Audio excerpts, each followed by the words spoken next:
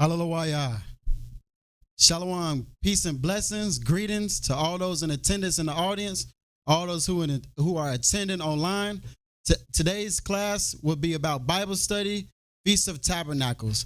I am Priest Uriah, joined today by Priest Rashim on my left and AP Yasiala. Today is a very important day as we are now in the 5th day of the Feast of Tabernacles, a monumental, glorious, magnificent holy day, or holy feast, I should say, where we celebrate for 7 days, and on the 8th day, we come, which is the great day. The Feast of Tabernacles is so important to us as a Hebrew nation, Israelite nation, I should say, that it's commanded that we all come together and convene together. And we should not forsake the assembly, but gather together as brothers, as sisters, so that we may be able to convene with our Abba Yahweh. With that being said, in today's Bible study class, as we always do, and for those who don't know, we start off with the 7 pillars of wisdom. In today's class, our 7 pillars of wisdom will be held down by Priest Rashim. So we're going to go ahead and get the 7 pillars of wisdom started, and then we're going to jump straight into today's live House of Wisdom Bible study. Priest Rashim, go ahead with the 7 pillars of wisdom. Shalom to all. Today for the 7 pillars of wisdom, the focus scripture is going to be Sirach chapter 28. And we're going to go through verses 1 through 9, or Ecclesiasticus chapter 28, verse 1 through 9. And so those that are familiar with how this is ran, we're just going to go through the 7 pillars of wisdom. And before we get into the pillars, we're going to get the knowledge. So that's the written or oral information. And we're going to read through that. And Apprentice Priest Yasiala, if you would, let's pull up Sirach chapter 28 and verse 1, and we'll begin reading from verse 1. He that revenges shall find vengeance from the Most High, and he will surely keep his sins. Forgive thy neighbor the hurt that he hath done unto thee. So shall thy sins also be forgiven when thou prayest. Okay, we'll hold there. So here we're going back to verse 1.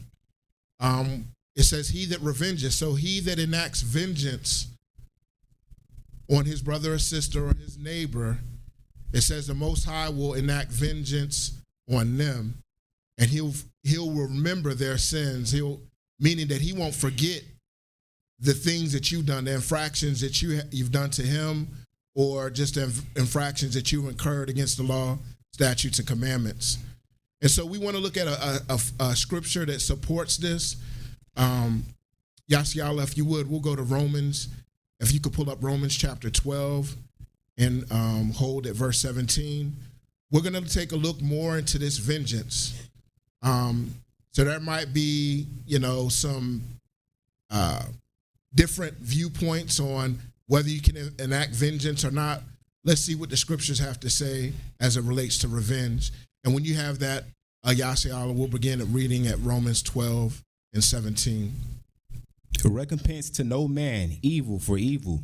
Provide things honest in the sight of all men. All right, we'll hold there. So it says recompense to no man evil for evil. So you're not to return evil with evil. Pretty clear in scriptures here. It says that because evil begets more evil, as Yahweh Shai stated. And we'll go ahead and continue to read on to the next verse. Verse 18. If it be possible, as much as lieth in you, live peaceably with all men. So we say this often, live peaceably with all men if you can. So with all men, not just Israelites, we're supposed to keep the law, statutes, and commandments with all men.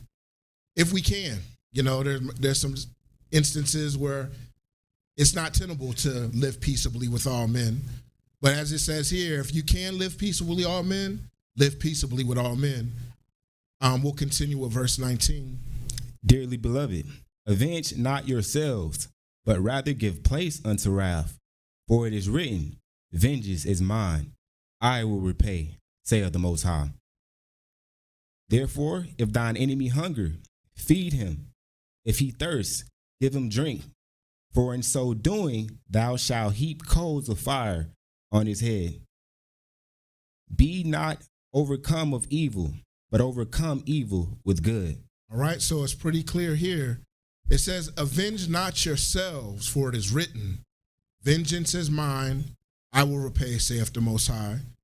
And it says, therefore, if your enemy is hungry, feed him. Meaning that this scripture is not telling you to forget what has been done. We can go to our Abba so that he can enact vengeance on another person. So it's saying here that in this situation, if you have an enemy and he's hungry, feed him. You know, and Paul is taking this from a certain place. He's walking in the pillars of wisdom. So let's take a look at what Paul is talking about, because he's coming straight from the statutes in Scripture. And so we'll take a look at what Paul is talking about here. If you would, Yashiela, let's pull up Proverbs chapter 25, and we'll hold verse 21. So if you feed your enemy and not take vengeance, not trade evil for evil, it says here that coals of fire upon your enemy's head and not your own. And let's get some more understanding of what Paul was saying here. And we'll go to Proverbs. If you would read Proverbs 25, we'll go to verse 21. If thine enemy be hungry, give him bread to eat. And if he be thirsty, give him water to drink. Verse 22. For thou shalt heap coals of fire upon his head, and the Most High shall reward thee.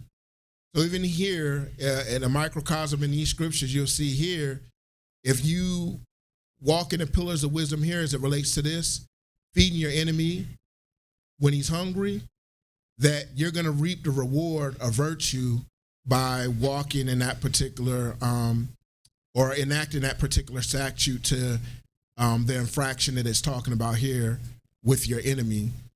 So again, here we just want to take a look at the word in verse 1 in Sirach 28:1, that word revenge, and get some more understanding about revenge as we continue to flesh this out, and we're taking in the knowledge. And so we're going to go to Sirach chapter 28 and verse 2.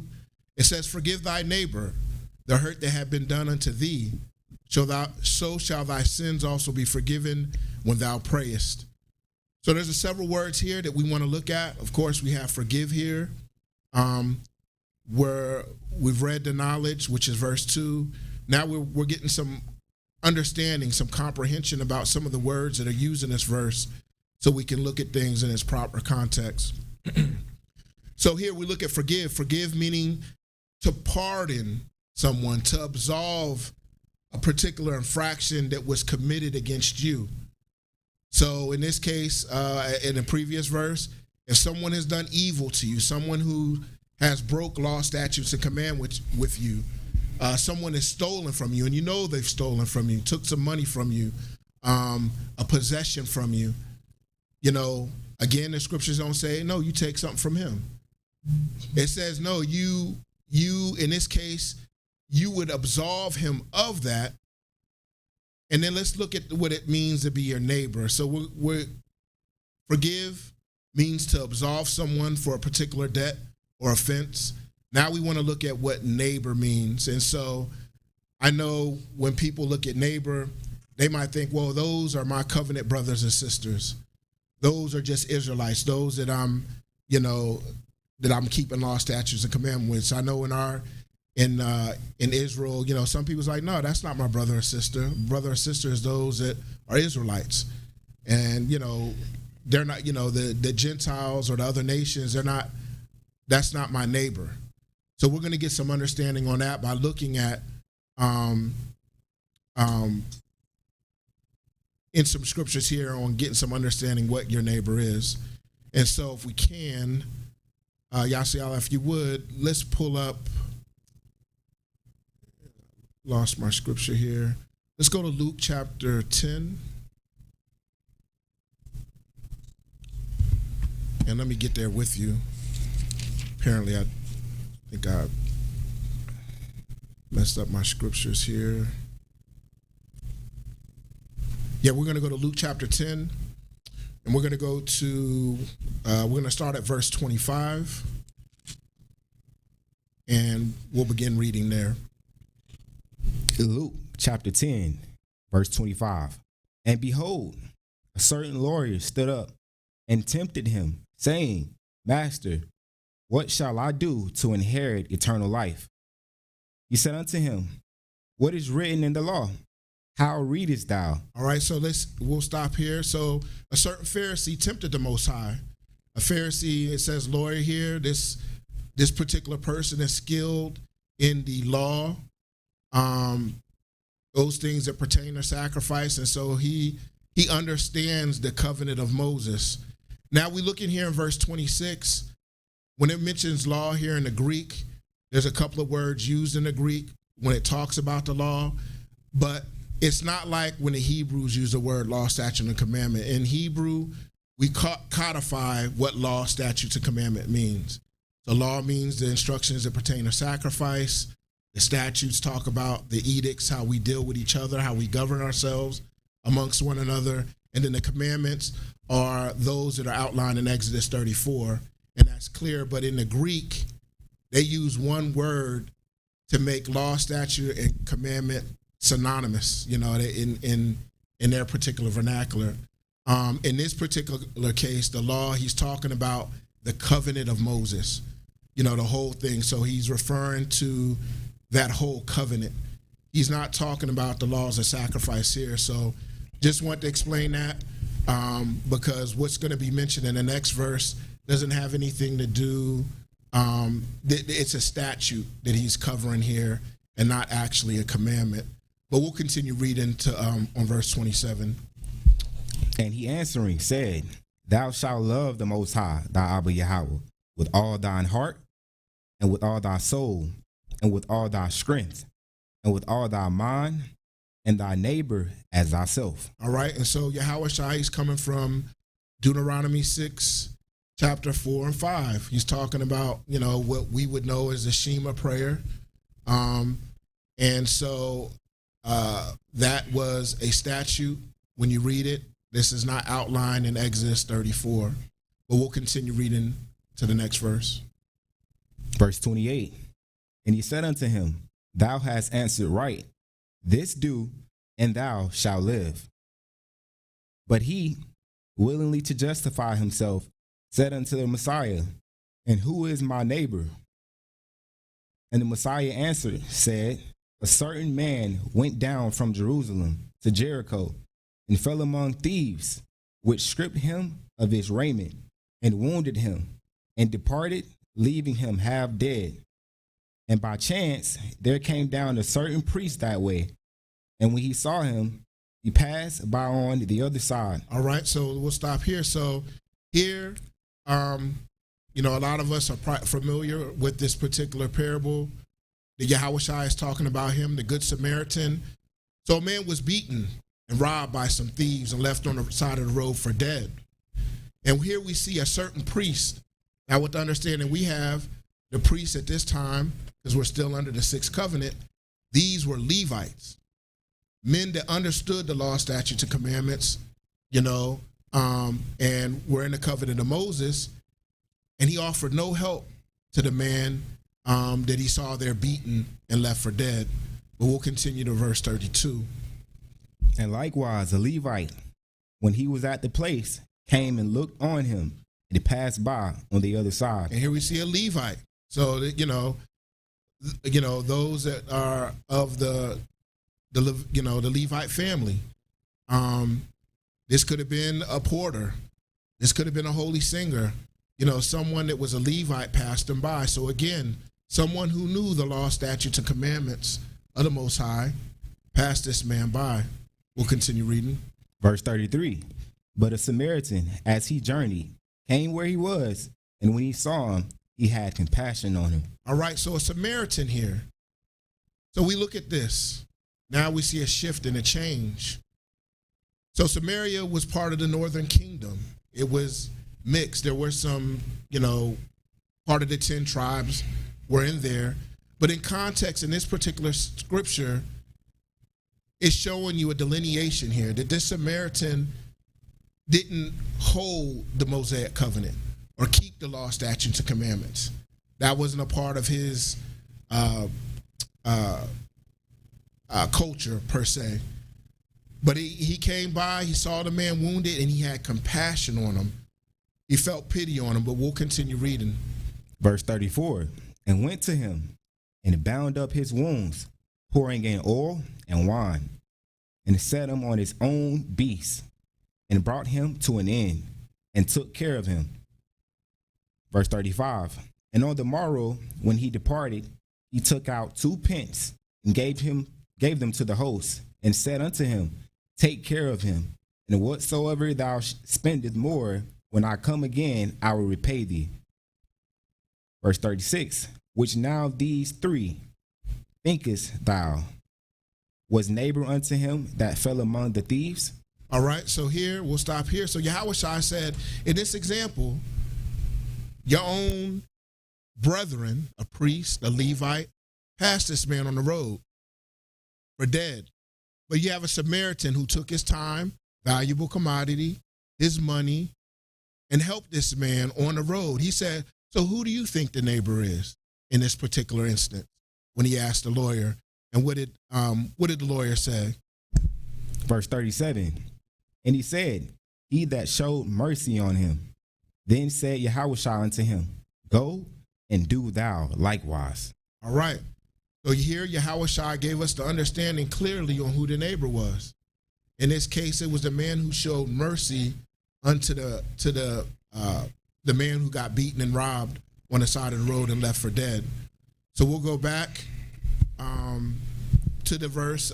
We were in verse 2. So we look here, it says, forgive thy neighbor. He says, so pardon and absolve your neighbor, the one who has hurt you, and also forgive them when thou prayest. So we're going to move to, or before we go there, I'll pull up Matthew 6, and we'll start at verse 14. And so we're going to get some more understanding about forgive as it relates to these trespasses in verse 2. And at the latter part of Sirach, chapter 28, verse 2, it says, so shall thy sins also be forgiven when thou prayest. So if you forgive your neighbor of what they've done to you, the Most High is going to forgive you of your sins. But let's take a look at that in Scripture. So when you have that, Yassi, we'll begin reading at verse 14. Matthew chapter 6, verse 14. For if ye forgive men their trespasses, your heavenly Father will also forgive you. But if ye forgive not men for their trespasses, neither will your Father forgive your trespasses. All right, so here it's clear, it's plain. If anybody breaks law, statutes, and commandments with you, and you're not able to forgive them, the trespasses that you have, they're not going to be forgiven until you make that right with your brother. There's another scripture, we don't have it now, but it's saying that, when you bring your gift to the altar, if you have offense with a brother, if you've committed offense, you can't present that gift to Abba until you've made it right with your brother. And so this is in line with that. So here we just getting some understanding on what forgive is, what neighbor is, and we're fleshing this out some more. So here we'll go now to Sirach 28 and verse 3. And when you have it, Yasa, we'll begin reading that. Sirach chapter 28, picking it back up at verse 3. One man beareth hatred against another, and doeth he seek pardon from the Lord? All right, so here, one man beareth hatred against another. So if you have hate in your heart, you can't seek pardon from the Most High. That has to be resolved like we spoke about in earlier scriptures. That has to be rectified before you could present your gift to the Most High and seek forgiveness. And we'll continue reading. Verse 4, he showeth no mercy to a man, which is like himself, and doeth he ask forgiveness of his own sins? So here he says, you're both men. All of us do things wrong. He's like, you're not going to show any mercy to a man that's like yourself. You got this offense that you did over here, but you're not going to forgive him for what he's done to you. So he's saying, again, you're going to come to ask the Most High for forgiveness when you're not going to show this man mercy for the trespass he committed against you. We'll continue reading. Verse 5. If he that is but flesh nourish hatred, who will entreat for pardon of his sins? Remember thy end, and let enmity cease, corruption and death, and abide in the commandments. All right, so we'll stop here. So it says remember here. So we want to focus on this verse. It says, remember thy end and let enmity cease. What is enmity? It's not a word that we often use in our vernacular, in the English vernacular, so we want to get some understanding on this particular word. So enmity, the etymology of it, is a hostile feeling, malice,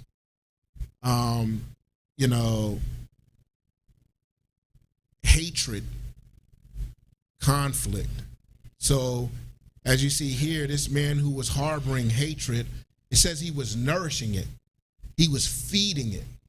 He was letting that thing marinate and contemplating, and just letting it build up, which is consistent with this word. It's this internal conflict, this malice, this hostile feeling that he had toward his brother. And we'll take a look at some supporting scriptures as it relates to this. Let's go to Exodus chapter 20, and if you would, Yashayala, Exodus 20, and we'll go to verse 5. So we want to look more into enmity, look at some scriptures that support this particular word, because enmity at its core means hatred. And so let's take a look and see, to get some more understanding of what enmity is, to look at this in its proper context. And when you have it, Yashayala, we'll begin reading. Exodus chapter 20, verse 5. Thou shalt not bow down thyself to them, nor serve them. For I, the Most High thy Abba Yahweh, am a jealous Abba, visiting the iniquity of the fathers upon the children unto the third and fourth generation of them that hate me. All right, let's take a look here. So Abba says, for those that hate me. So we already know that love is keeping law, statutes, and commandments, keeping the commandments of the Most High, law, statutes, and commandments. So hatred is the opposite. So what Abba is saying here is those that aren't keeping my law, statutes, and commandments, they hate me. There's no middle ground. There's no gray area, whether it's a soft hate or a hard hate. You know what I'm saying? Whether you're conscious of it or you're not. You're not absolved for it. If I'm riding down a road and there's no, the speed limit is 55, but there's no sign there, and a cop pulls me over, he's like, hey, you going over 55. He's like, well, I didn't know that, but no, it's published on the street. You got to pay that ticket. You broke the law. Now some cops, they might be a little lenient, you know what I'm saying? But still, you have to pay that penalty or that cost. The same here. A lot of, when it says visiting the iniquity of the third and the fourth generation, some of them people grew up not knowing the law, statutes, and commandments, but they breaking them. He's like, I'm going to hold it against them because your fathers knew, you know what I'm saying? And so, but what we want to get out of here is what the word hate means. Again, this, we might have a different concept of what hate is, but biblically, hate is not keeping law, statutes, and commandments. So it's the reverse of what love is. And so, let me pull up my notes here. So, when we look at this enmity, let's look at another supporting scripture just to drive it home. We'll go to Romans chapter 8 and verse 7. And so again, enmity, is hatred at its core. We see here, hatred is not keeping the law, statutes, and commandments. And in doing so, you hate your brother or sister, or you hate Abba. I know it's a strong word, but it is true. And when you have it, Yashayala, we'll begin reading that. Yeah, we're going to 8 and 4. Romans chapter 8 and verse 7. All right. Because the carnal mind is enmity against Abba, for it is not subject to the law of Abba, neither indeed can be. So then they that are in the flesh cannot please Abba. All right, so we'll hold here. So here we see the actual word enmity, a carnal mind. So a carnal mind, again, is those things that are antithetical to the law, statutes, and commandments. You know, you can't please Abba, you know, if you're not walking in righteousness and being upright in the law, statutes, commandments. Those things go against Abba Yahweh. And so we just want to pull that there for just more context as we gather more understanding about the knowledge that we're going over. All right. And so going back to Sirach 28:6, it says, and remember, so it says, remember thy end. So he's saying, be mindful of what your end is. We're all going to the same place. We're returning to the dust. All of us are going to appear before that judgment seat. He's saying, remember that and let enmity cease. You know what I'm saying? Be focused on getting yourself right and clean, forgiving your brother their trespasses, because as it said in the first verse, he's going to remember your sins. He's not going to pardon you of the things that you've committed if you're not pardoning or forgiving your brother or sister. And it says, remember corruption and death. Again, death, separation from the Most High. This can be physical or spiritual. And abide in the commandments. So he's basically saying here, you know, keeping the commandments, keeping the law, statutes, and commandments, to remember that. And then if you would, Yasayala, we'll move to verse 7. Remember the commandments and bear no malice to thy neighbor. Remember the covenant of the highest and wink at ignorance. All right, so here we see neighbor again. So we know we see here neighbor are those that are even outside the covenant, those that are of the other nations, not only Israelites, but to have no malice with anybody. Remember the scripture says, live in peaceably with all men, if you can. So no malice towards your neighbor. And it says, remember the covenant of the highest. At this time in Sirach, you know, this was under the sixth covenant, but this just transfers over into the seventh covenant. In the seventh covenant, I would say is even more so. This is a church of brotherly love. We're supposed to show love to one another. So if you are not exemplifying that love, again, keeping law, statutes, and commandments with your brother, that is a serious offense in this covenant. So so he's saying, remember the covenant. And he's saying, wink at ignorance. Meaning that, you know, looking at this, you know, getting understanding of this, it means, you know, Paul was saying, like, deal with your adversary quickly. These things that come upon you, deal with it quickly, resolve them quickly, you know. Wink at it, you know, don't take it serious. Like we said, we don't wrestle against flesh and blood. We know a lot of these infractions and the way people are acting, the spirits are on people. We dealing with spirits.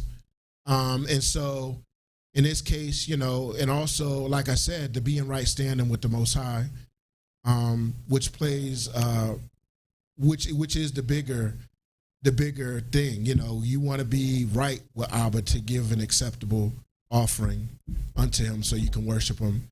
But we'll continue in verse 8. Abstain from strife, and thou shalt diminish thy sins. For a furious man will kindle strife. Like it. A sinful man disquieteth friends, and maketh debate among them that be at peace.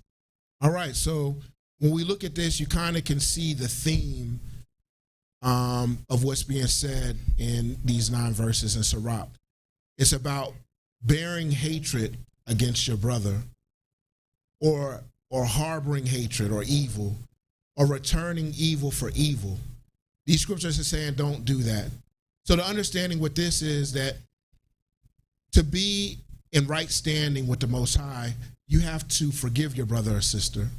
You can't hold their, you know, their trespasses against them and expect Abba to forgive you of your trespasses.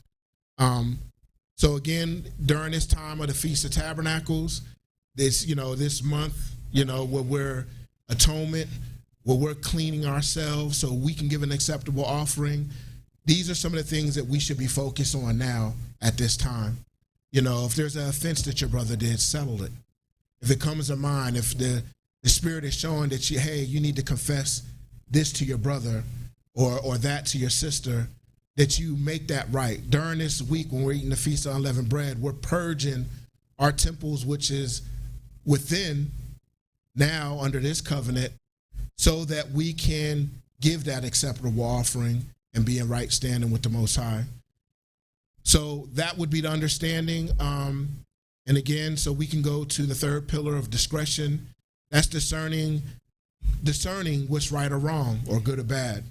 So in this case, it's wrong to harbor or hold trespasses or offenses against your brother and sister and expect for Abba to pardon you of your offenses.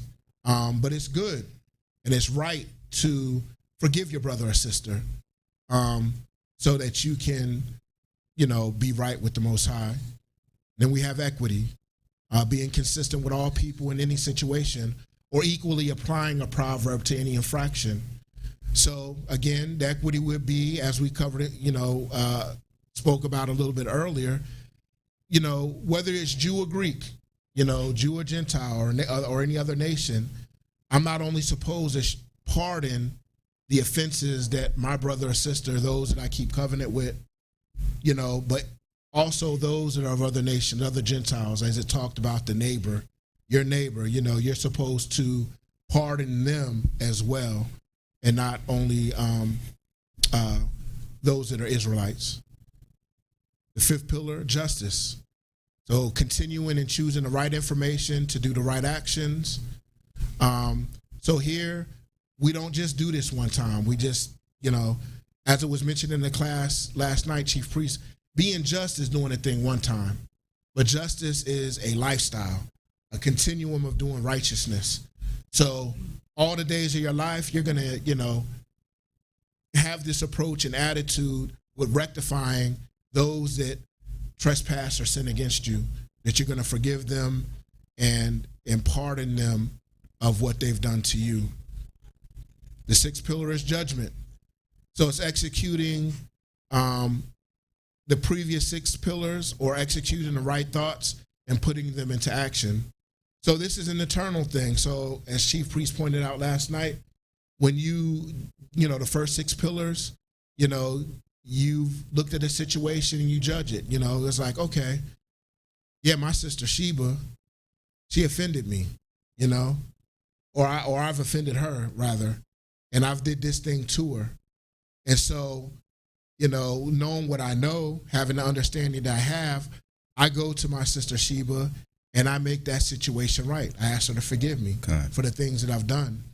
And so before I did that, that was an internal thing. So I like to point that out. So in your mind, you're going through these steps like, yeah, I got to go speak to Sheba. I did this, that, and the third to her.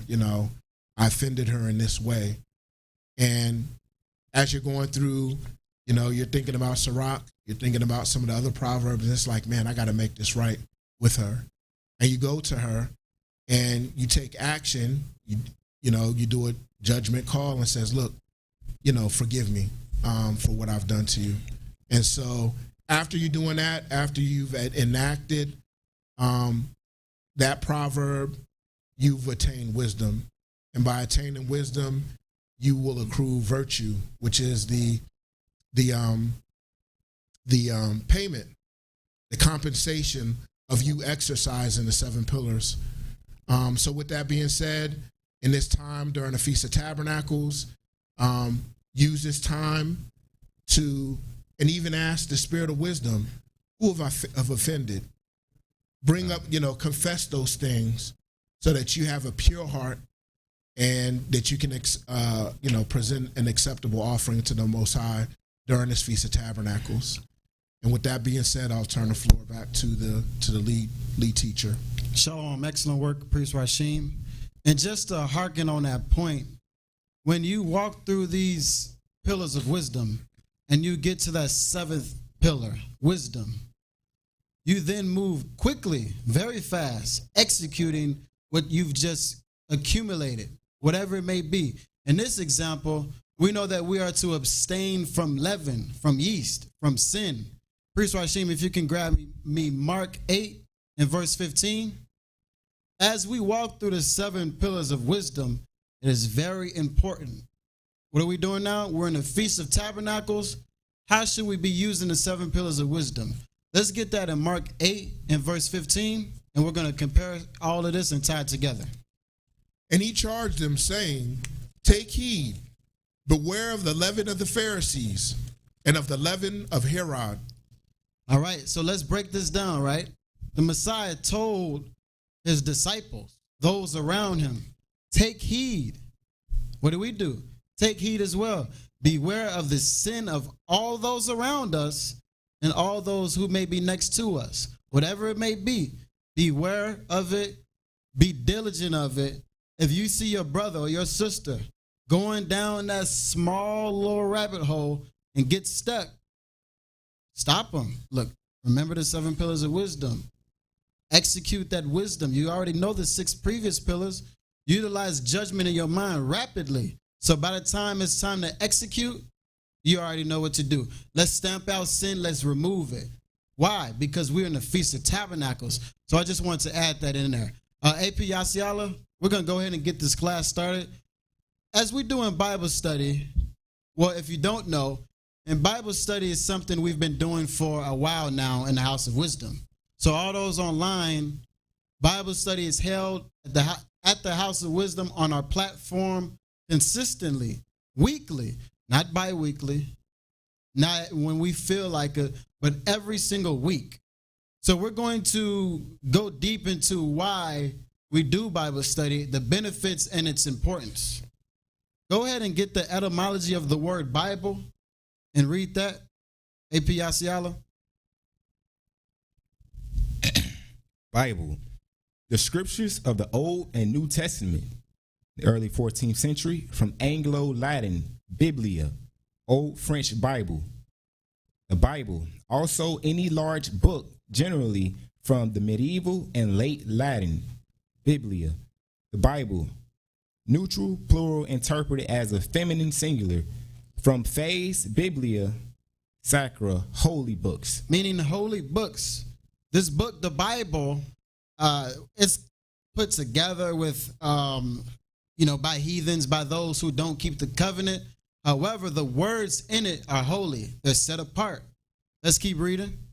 A translation of Greek to Biblia, to Hagia, the holy books.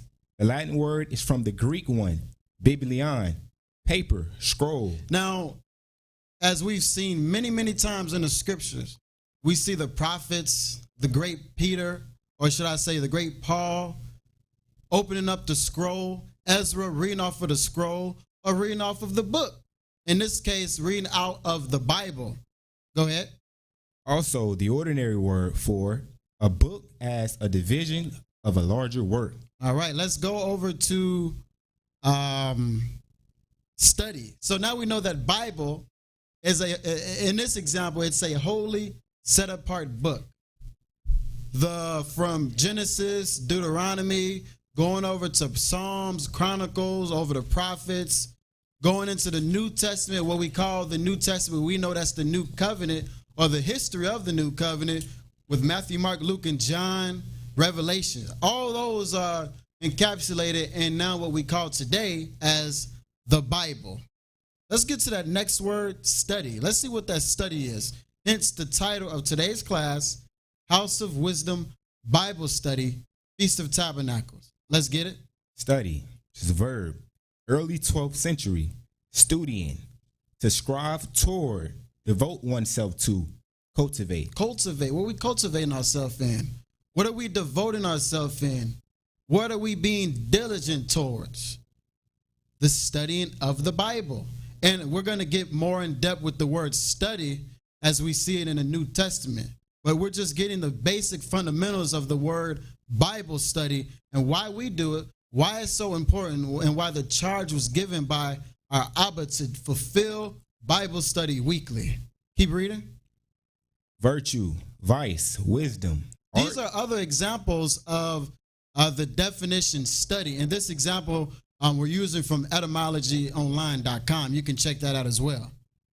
Go ahead. Down here. Yep. To study, apply oneself, show zeal for. Show zeal for. How many men, even women, have you seen in the Bible who have shown zeal? Phineas thrust through, stayed to sin. It said Phineas was a zealous man, and he received the inheritance of the priesthood forever. The Most High Abba Yahweh said he's a zealous power. That's what we should be doing too. That's why a Bible study is so important, so impactful to our everyday life. Let's read. Let's go over to the word examine, because we see that last word in the definition of study is examine. Let's look at examine and see what we can pull from there. Examine, which is a verb, the 1300s. Put someone to question in regard to knowledge, competence, or skill inquired into qualifications or capabilities. Mid-14th century. Inspect or survey something. Look at that. Priest Rashim, if you can get 2 Timothy chapter 2. Put someone to question, or should I say competence, skill, gain a skill, receive competence or receive wisdom by being diligent, applying oneself, getting an education of the Bible by way of the royal priesthood, that is. Let's go ahead to, we see that word competence. Let's go over to contemplate and see the similarities in the two words. Contemplate, which is a verb, 1590s.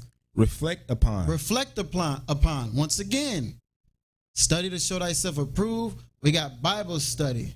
We should be reflecting upon these things, meditating upon the oblations, receiving understanding by, if it be the weekly Bible study, the weekly Shabbat classes, whatever class that you're enjoying into in the house of wisdom. You should be going to work, being zealous, for our Abba is zealous, and gaining that understanding, so that on that 8th day, the great day, that the house of the temple is filled with smoke, and we can receive that great blessing from our Abba Yahweh. Let's keep reading.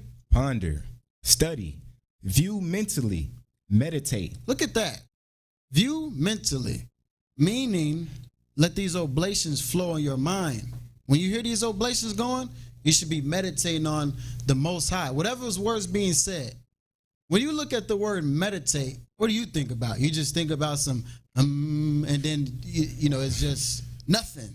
I mean, that's not meditation. True meditation is, Hear, O Israel, the Most High Abba is one. That's what true meditation is. True meditation is not thinking about nothing. How is it possible to think about nothing? You're going to be thinking about nothing. So if you want to think about something, think about the Most High Abba Yahweh. We can drop that. Priest Rashim, go ahead and you can pick it up at the first verse. 2 Timothy 2 and verse 1. Thou therefore, my son, be strong in the grace that is in Yahushua the Messiah. All right, so this is a message to both me and you. Of course, he was speaking to Timothy, but be strong in the covenant that was consecrated by Yahushua. How can we do that in the seventh covenant? By being zealous, passionate, strengthened, coming every day to the temple during the Feast of Tabernacles, so that we may receive our blessing on that great day, that last day of the Feast of Tabernacles. Let's read. Verse 2. And the things that thou hast heard of me among many witnesses, the same commit thou to faithful men, who shall be able to teach others also. Go ahead. Thou therefore endure hardness as a good soldier of Yahushua the Messiah. Be diligent, be zealous, be strengthened, contemplate, so that you may endure so that you may be strengthened from having to endure or having to be placed upon something very difficult. Being in this Western society, it is very challenging for the saints. Everywhere you go, north, east, south, west, no matter where you are, there's some form of wickedness. Endure as a strong, good soldier of the Messiah the Prince. Jump down to verse 15. We're going to get straight to it. As we are in the class titled Bible Study, Let's get that key word, study. 2 Timothy 2, verse 15. And priest AP Yasiala, hold that verb right there. Go ahead, priest. Study to show thyself approved unto Abba Yahweh, a workman that needeth not to be ashamed, rightly dividing the word of truth. Read that one more time. Study to show thyself approved unto Abba Yahweh, a workman that needeth not be ashamed, rightly dividing the word of truth. So when we think about study, we say, I'm going to just wake up early in the morning, I'm going to read some scriptures, and then I'm going to go hit the street corners, and I'm going to call out 15 scriptures. We didn't do no oblations. We haven't worshiped the Most High. We haven't fed the homeless. We haven't aided, secured, supported our brethren, our sisters. We haven't done anything. We just read. I mean, as we already know, those outside of the covenant, those outside of Israel, or who the nations who tether themselves to Israel, they read the scriptures too. So why is this world so wicked? If everybody reading from the same book, clearly there's some type of misunderstanding. We're going to show that misunderstanding. We're going to show astute biblical men being studious, strengthened, passionate. But let's keep a matter of fact, let's break that down even more. Read that again. 2 Timothy chapter 2 and verse 15. Study to show thyself approved. Pause right there. Study to show thyself approved. Be diligent. Come forth with zeal so that you may be accepted unto our Abba Yahweh. So that you may know how to properly and accurately handle this truth. The scriptures, breaking it down, giving it and educating our brothers and sisters. Let's see what else we can get from study to show thyself approved. Let's see if we can break it down real quick. Verse 16. But shun profane and vain babblings, for they will increase unto more ungodliness. Didn't we just do study to show thyself approved when we went over the 7 pillars of wisdom? How we should beware of the Pharisees, beware of the yeast, beware of sin from all those who may try to bring sin upon us by causing us to engage in wickedness. We just studied that. How can we do that? Put away profane, non-profitable communication. Why? Because they will only increase in wickedness. Utilizing the 7 pillars of wisdom, we're going to just go through it. Verse 1, the first pillar, knowledge, all the way to the 7th pillar. It would be extremely unprofitable to take heed to profane and vain babblings. For example, as we said the other day, are you don't believe in the Messiah? All right, bro, I got to go. I believe in the Messiah, the high priest, and I believe in the Most High Abba Yahweh, and I believe in the angelic federation. So you know what I'm going to do? All right, I got to go. You good? All right, cool. See you later. Don't want to talk to you no more. If you don't believe in the Messiah, that's on you. But we see the Messiahs all throughout the scriptures. Put it away. Put that vain babbling, that unprofitable communication away. Because then we say, oh, you don't believe in the Messiah? What's going to happen? Oh, brother, you just going off and you start cussing a brother out. What it say? Now what you doing? You're only increasing in more wickedness. You taking away from your virtue. So we're going to go ahead and move forward. Let's get to the strength and meat of this class. Everything is going to pair together as we go step by step, getting to the heart of this class, the Feast of Tabernacles. AP Yasiala, if you can get that verb, and Priest Rashim hold Psalms chapter 5. Go ahead, Yasiala. To study. Verb, to apply oneself. Jump down to the noun, I should say, meditation.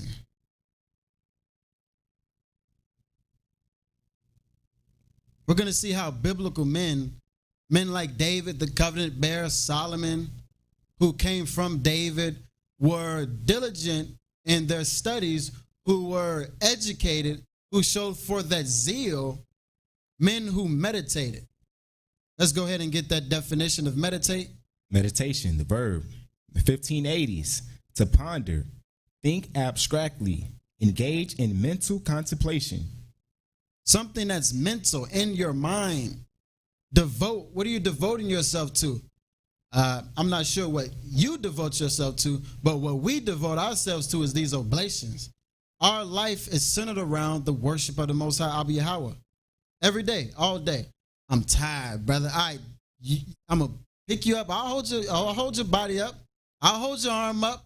But what I won't hold up is you not doing these oblations. You tired? All right, I got an energy drink for you. Just give me 4 hours. You after you do the first, you do the Hero Israel, you ready to go. It's time to do some more oblations, because as you devote yourself, you start getting strengthened. You start getting power. You start getting the gifts that only come down from heaven. Any gift that's not from the Most High Abba Yahweh is not a gift. It's from the devil. It's from Hasatan. Okay. Let's Can I add something, priest? Absolutely. Yeah, so in Psalms 1 and 1, David gave the blueprint, and what he's talking about, this zeal. He says you have to delight in the law of the Most High. It can't be a begrudging thing. Delight is you take pleasure in it. You got to get to that place where oblations, it's a pleasure for you to do, to worship the Most High. And then, and it says, and you take pleasure in doing it day and night, this meditation. I hope I didn't steal none of his thunder, if that's a verse he's going to use. But you have to delight in the law of the Most High. And as he's saying, that is the oblation. So I actually grabbed that Psalms chapter 1. And it's been times where I'm sure we all get tired. We in this flesh, this weak body. I mean, Enoch was in the flesh too. He was never tired. He always went up in the covenant of angels, and they was wondering, man, where is Enoch at? He's always running away from us. Well, he's in a church in heaven giving up those oblations. So even though our body does get tired, I'm telling you, if you devote yourself, if you become a studious man, that tiredness will be put away. Let's go ahead and grab that Psalms chapter 1. I just want to pull one verse out. Psalms chapter 1, verse 2. But his delight is in the law of the Most High, and in his law doth he meditate day and night. He's devoting himself. It's in his mind to do these oblations. We know law, sacrifice, oblations. Oblations get sent to the Most High Abba Yahweh. He loves that. And as he's doing that, and even as David is teaching us to do these things too, let's see what it says in verse 3. And he shall be like a tree planted by the rivers of water. Pay attention to that, right? A tree planted by the rivers of water. We got any farmers or anybody who's in a country area, that tree that's by that water just keep growing and growing and growing. And yeah, in the winter season, it does, get into, I guess we could say, a hibernation mode, but it's still active. It's still prospering. That's what we should be like, that beautiful tree, meditating day and night, removing sin. And what's going to happen? Keep reading. That bringeth forth his fruit in his season. What's our fruit? These oblations. When do we bring it? Well, we bring it consistently. But what are the focal points, the most important times? Those high holy days, the 10 commandments. If you love the Most High Abba Yahweh, bring forth your fruit when? In the 10 commandments. Feast of Tabernacles, unleavened bread, Feast of Weeks, all those. Keep reading. His leaf also shall not wither, and whatsoever he doeth shall prosper. Let's keep reading. The ungodly are not so, but are like the shaft which the wind driveth away. So that, I'm going to use an example. So the unrighteous are like the tree that's gets no water. We got some people all around the world who they want to be special and put, plants in the corners of their house. And they might plant it for one day, maybe two.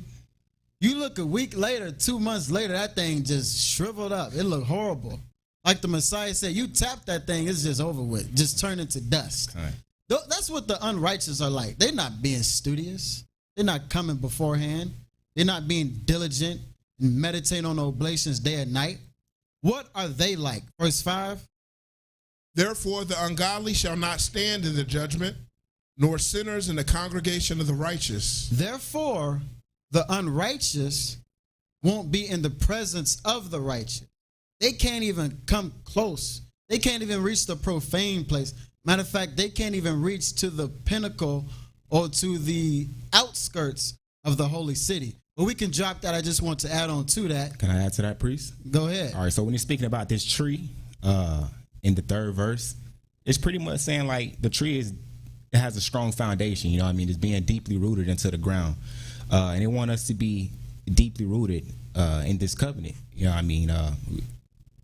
Yes, you got to be rooted in this covenant, because if you're not going to be rooted, like I said earlier, man, bro, I'm tired. Then you look up, it's 2 weeks. Dang, you still tired, bro? Yeah. You a bear? All right, we give you 6 months. You sleeping. After your 6-month term is up, hey, I don't remember. You don't even know that brother no more. He's gone. Or that sister, whichever one. He's in no more remembrance. So put away your rest and get in these oblations. That's what we're doing in this Feast of Tabernacles. Without oblations, there is no Feast of Tabernacles. There is no Feast of Unleavened Bread. All right, we can drop that and pick it up at Genesis 24, verse 62. AP Yasiala. And Isaac came from the way of the well, Lahairoi, for he dwelt in the south country. And Isaac went out to meditate. Look at that. He went out to meditate. What was he doing? Let's read. In the field at the eventide. At eventide, a specific point of the oblations. Let's go. And he lifted up his eyes and saw, and behold, the camels were coming. If you don't know the story, we're not going to go over it. He ended up marrying his wife. That's what Isaac did. But we're showing the example of meditate. Let's get one more example. Psalms chapter 5, verse 1. And as we can see, meditate is going hand in hand in that study. It's going hand in hand with zealous. Let's read. Psalms chapter 5, verse 1. To the chief musician upon Nihilith, a psalm of David. Give ear to my words, O Most High. Consider my meditation. Consider my meditation, my diligence, my devotion, the strength and I have in Abba Yahweh. Consider it. Pay close attention. Please don't forget about me. I'm coming every day. I'm devoting myself to you, Abba. Let's read. Hearken unto the voice of my cry, my King and my Abba, for unto thee will I pray. Look at that. I will pray. All right, so you telling me I got this book, the Apocrypha. I got the Bible, same thing. I read this. This is my prayer, huh? And when the people saw what Moses, no, you just reading, brother. You just reading, sister. This is what David is saying. I meditate, and he said, hearken unto the voice of my cry. Pay close attention. Please don't forget about me as I pray, as I do these oblations. He's going to go further with detail. Verse 3. My voice shalt thou hear in the morning. In the morning. We're going to cover that, but just briefly, the morning. You got the morning oblation. You got the noon oblation. You got the evening oblation. This is how we know he's talking about something more profound, something more magnificent, something more important than, all right, I wake up early in the morning, I get on my knees, I say, God is good, God is great, amen. Then I go out and do my work, and then I do all type of wickedness. And then I get on my knees out when it's dinner time. I say, grace, grace, grace, and now my food is perfect. And now I got some pork on my fork. It just doesn't work like that. This is true meditation, true oblation, true prayers, I should say. Let's read. O Most High. Continuation of verse 3. O Most High, in the morning will I direct my prayer unto thee. Look at that. We got that abomination of a group that our people are massed in today, that they engage in every first day. And I really don't know what they do because it's been so long. But it's not possible to pray in which they do. You didn't clean yourself. You just came back from the club. I remember when I was younger, my elder people, they was at the club. You just got off work. You still got on your work clothes. You're not even looking presentable for the Most High Abba Yahweh. And we know that it's all spiritual, but at least present yourself well. At least be clean, purged of wickedness. You come in, the pastor coming and he's saying a prayer. Well, how you saying a prayer with your eyes open and you looking at somebody? But anyway, let's not get sidetracked. But as we can see here, I will direct my prayer and I will look up. Let's keep reading though. For thou art not a Abba that hath pleasure in wickedness, neither shall evil dwell with thee. Right, as we just covered. We're giving that example. Psalm 63 and verse 1, Priest Rashain. Go ahead and pick that up. O Abba Yahweh, thou art my Abba. Early will I seek thee. Early? What? Wait, early? How can you be tired? How you going to seek the Most High if you tired? Got to get you some rest, bruh, sister. Got to do something. Because you got to come to the Most High early. You got to be diligent. You got to come beforehand. If you want to do Yeshua, you got to come in Abaya. You got to come in Hakkad sometimes. If you want to do your Hoyarib, you got to come in Ma'azia sometimes. Gamul. All these different hours. Come beforehand and be diligent. Let's read. My soul thirsteth for thee. My flesh longeth for thee in a dry and thirsty land where no water is. Look at that. My soul is focused, is devoted upon you, Abba Yahweh. Verse 2. To see thy power and thy glory, so as I have seen thee in the sanctuary. We're going to get there. We're going to see why this verse or these first few verses is so important. But he said, I'm coming early so I can meet you in thy tabernacle, in the tabernacle of the congregation. APICL hold Psalms 119 and 164. Verse 3. Because thy loving kindness is better than life, my lips shall praise thee. Because thy loving kindness, thy charity to remove sin, thy mercy is more better than life. More better than this, what we got, what? If it's good, you got 70 years. We see that it's coming down. A lot of people are passing away, perishing at 50. You see a lot of youngins passing away at 12. Sometimes you might see 90, 100. But even at 100, they barely can move at 100. Back in the day, our people was moving greatly at 100. It said Moses looked good when he passed away. Yeah, I think he passed away at 120. But let's keep reading so we can get the more important part of this verse. Verse 4. Thus will I bless thee while I live. While I live. Go ahead. I will lift up my hands in thy name. I will render a blessing to the congregation. I will bless the Most High, Abba Yahweh, says David. Verse 5. My soul shall be satisfied as with marrow and fatness, and my mouth shall praise thee with joyful lips. So my inward man shall be magnified, glorified by thee, Abba Yahweh. Just like in the old days, we had the inward parts, the gall and the whatever was inward, the fat. That's what it was biblically, but it's the inwards, the gall and the lungs and the kidneys. That was given to the Most High. In this covenant, we know that the inward man of our body, our soul, is dedicated to the Most High. Let's read. Verse 6.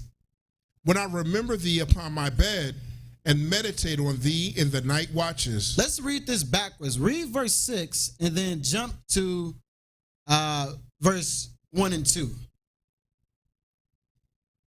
When I remember thee upon my bed and meditate on thee in the night watches, O Abba Yahweh, thou art my Abba, early will I seek thee. My soul thirsteth for thee, my flesh longeth for thee in a dry and thirsty land where no water is, to see thy power and thy glory, so as I have seen thee in the sanctuary. So as I'm meditating day and night, meditating in the night watches, meditating in the day watches, I'm thirsty to see the Abba Yahweh in the sanctuary. That's my only soul's desire. That's it. That's after that, really nothing else really matters, because that's the only thing that gives us life anyway. So it says, when I remember thee upon my bed and meditate. But we got another word in there just for the naysayers. We're going to exhaust it. We got another word in there. Meditate on thee in the night watches. Night watch. What does that mean? Anybody know in the audience the night watch? Is that talking about?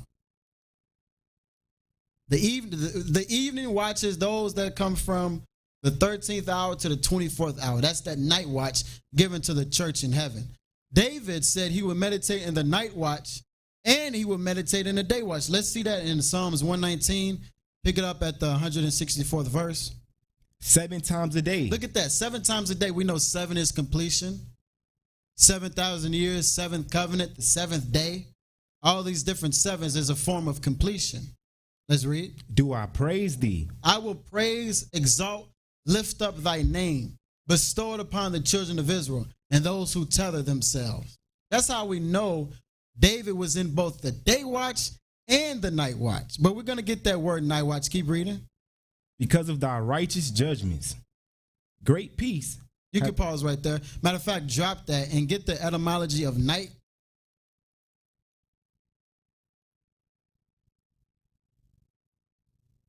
We're going to see what David meant when he said, and meditate on thee in the night watches. Go ahead and read that definition of the word night. Night, late Old English. You can skip that, get straight to the point. The dark part of the day. The dark part of the day, meaning, of course, nighttime.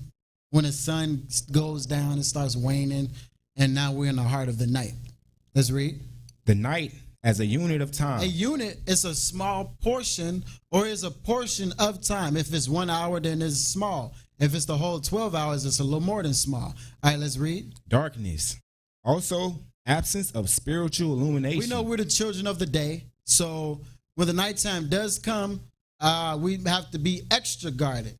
They got a running saying in the world, don't go out past 12 o'clock. Those witches is going to come get you. We know if you go out past 12 o'clock, we're not recommending it, but if you are in those oblations, you'll be straight. But the focal point, the example of it is to stay in these oblations. That's what David is telling us.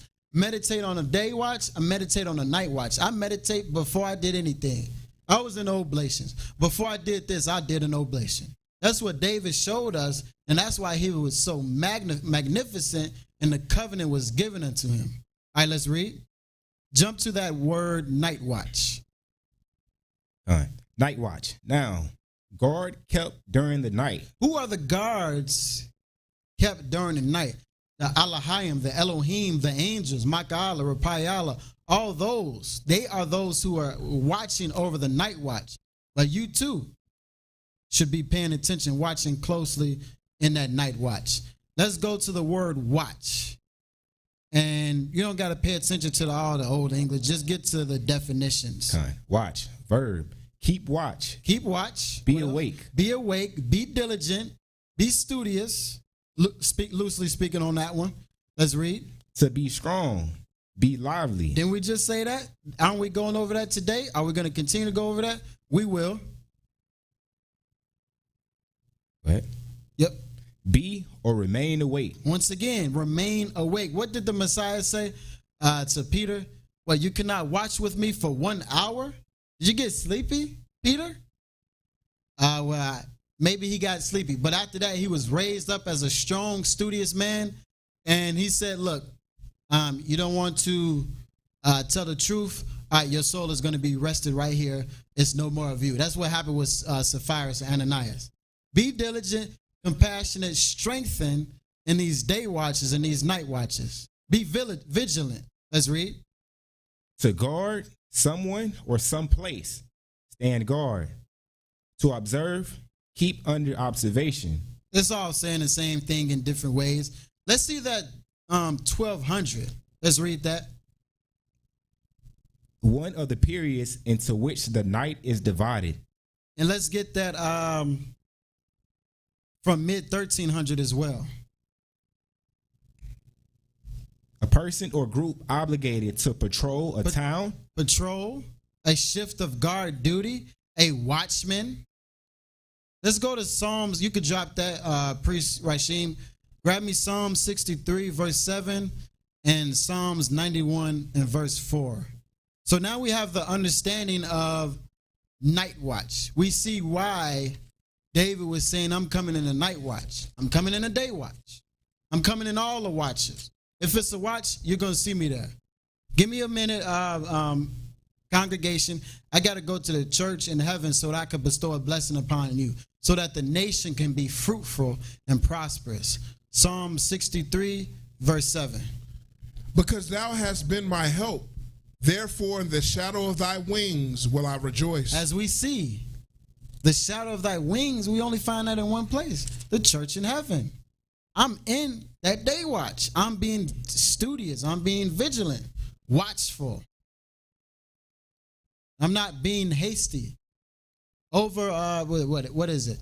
I'm not being over thirsty to, say, these oblations don't work. If you said, just as a footnote, if you've been doing the oblations and you looking for a gift, the Most High is not Santa Claus. He's definitely like, the Most High says, you give me these peace and thanksgiving offerings, and you shall be considered righteous, blessed. If you're looking for, as Priest Gabari said 2 weeks ago, a house, a car, you in the wrong place. These oblations are to keep you clean, keep sin from accusing you. And if sin isn't accusing you, all the benefits of the Most High Yahweh is going to come to you regardless. Let's read. You could drop that. And we're going to drop that Psalms 91. We're going to get straight to, we're going to go into the depth of study to show thyself approved. And we're going to tether that to the Feast of Tabernacles. But we're going to get a little backstory on a great man by the name of Solomon. So let's go over to 1 Kings 1.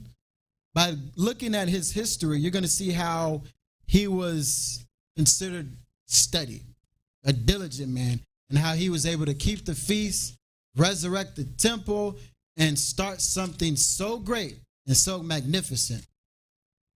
Let's get that 1 Kings right there. 1 Kings chapter 1 and verse 1. Now King David was old and stricken in years, and they covered him with clothes, but he gat no heat. Wherefore his servants said unto him, Let there be sought for my lord the king a young virgin, and let her stand before the king, and let her cherish him, and let her lie in thy bosom, that my lord the king may get heat. So we already know that David is the father of Solomon, and David was on essentially his last days. So what did he do? He started to prepare and prep for the next king to come up and fulfill the will of the Most High Yahweh. Let's read. Verse 3.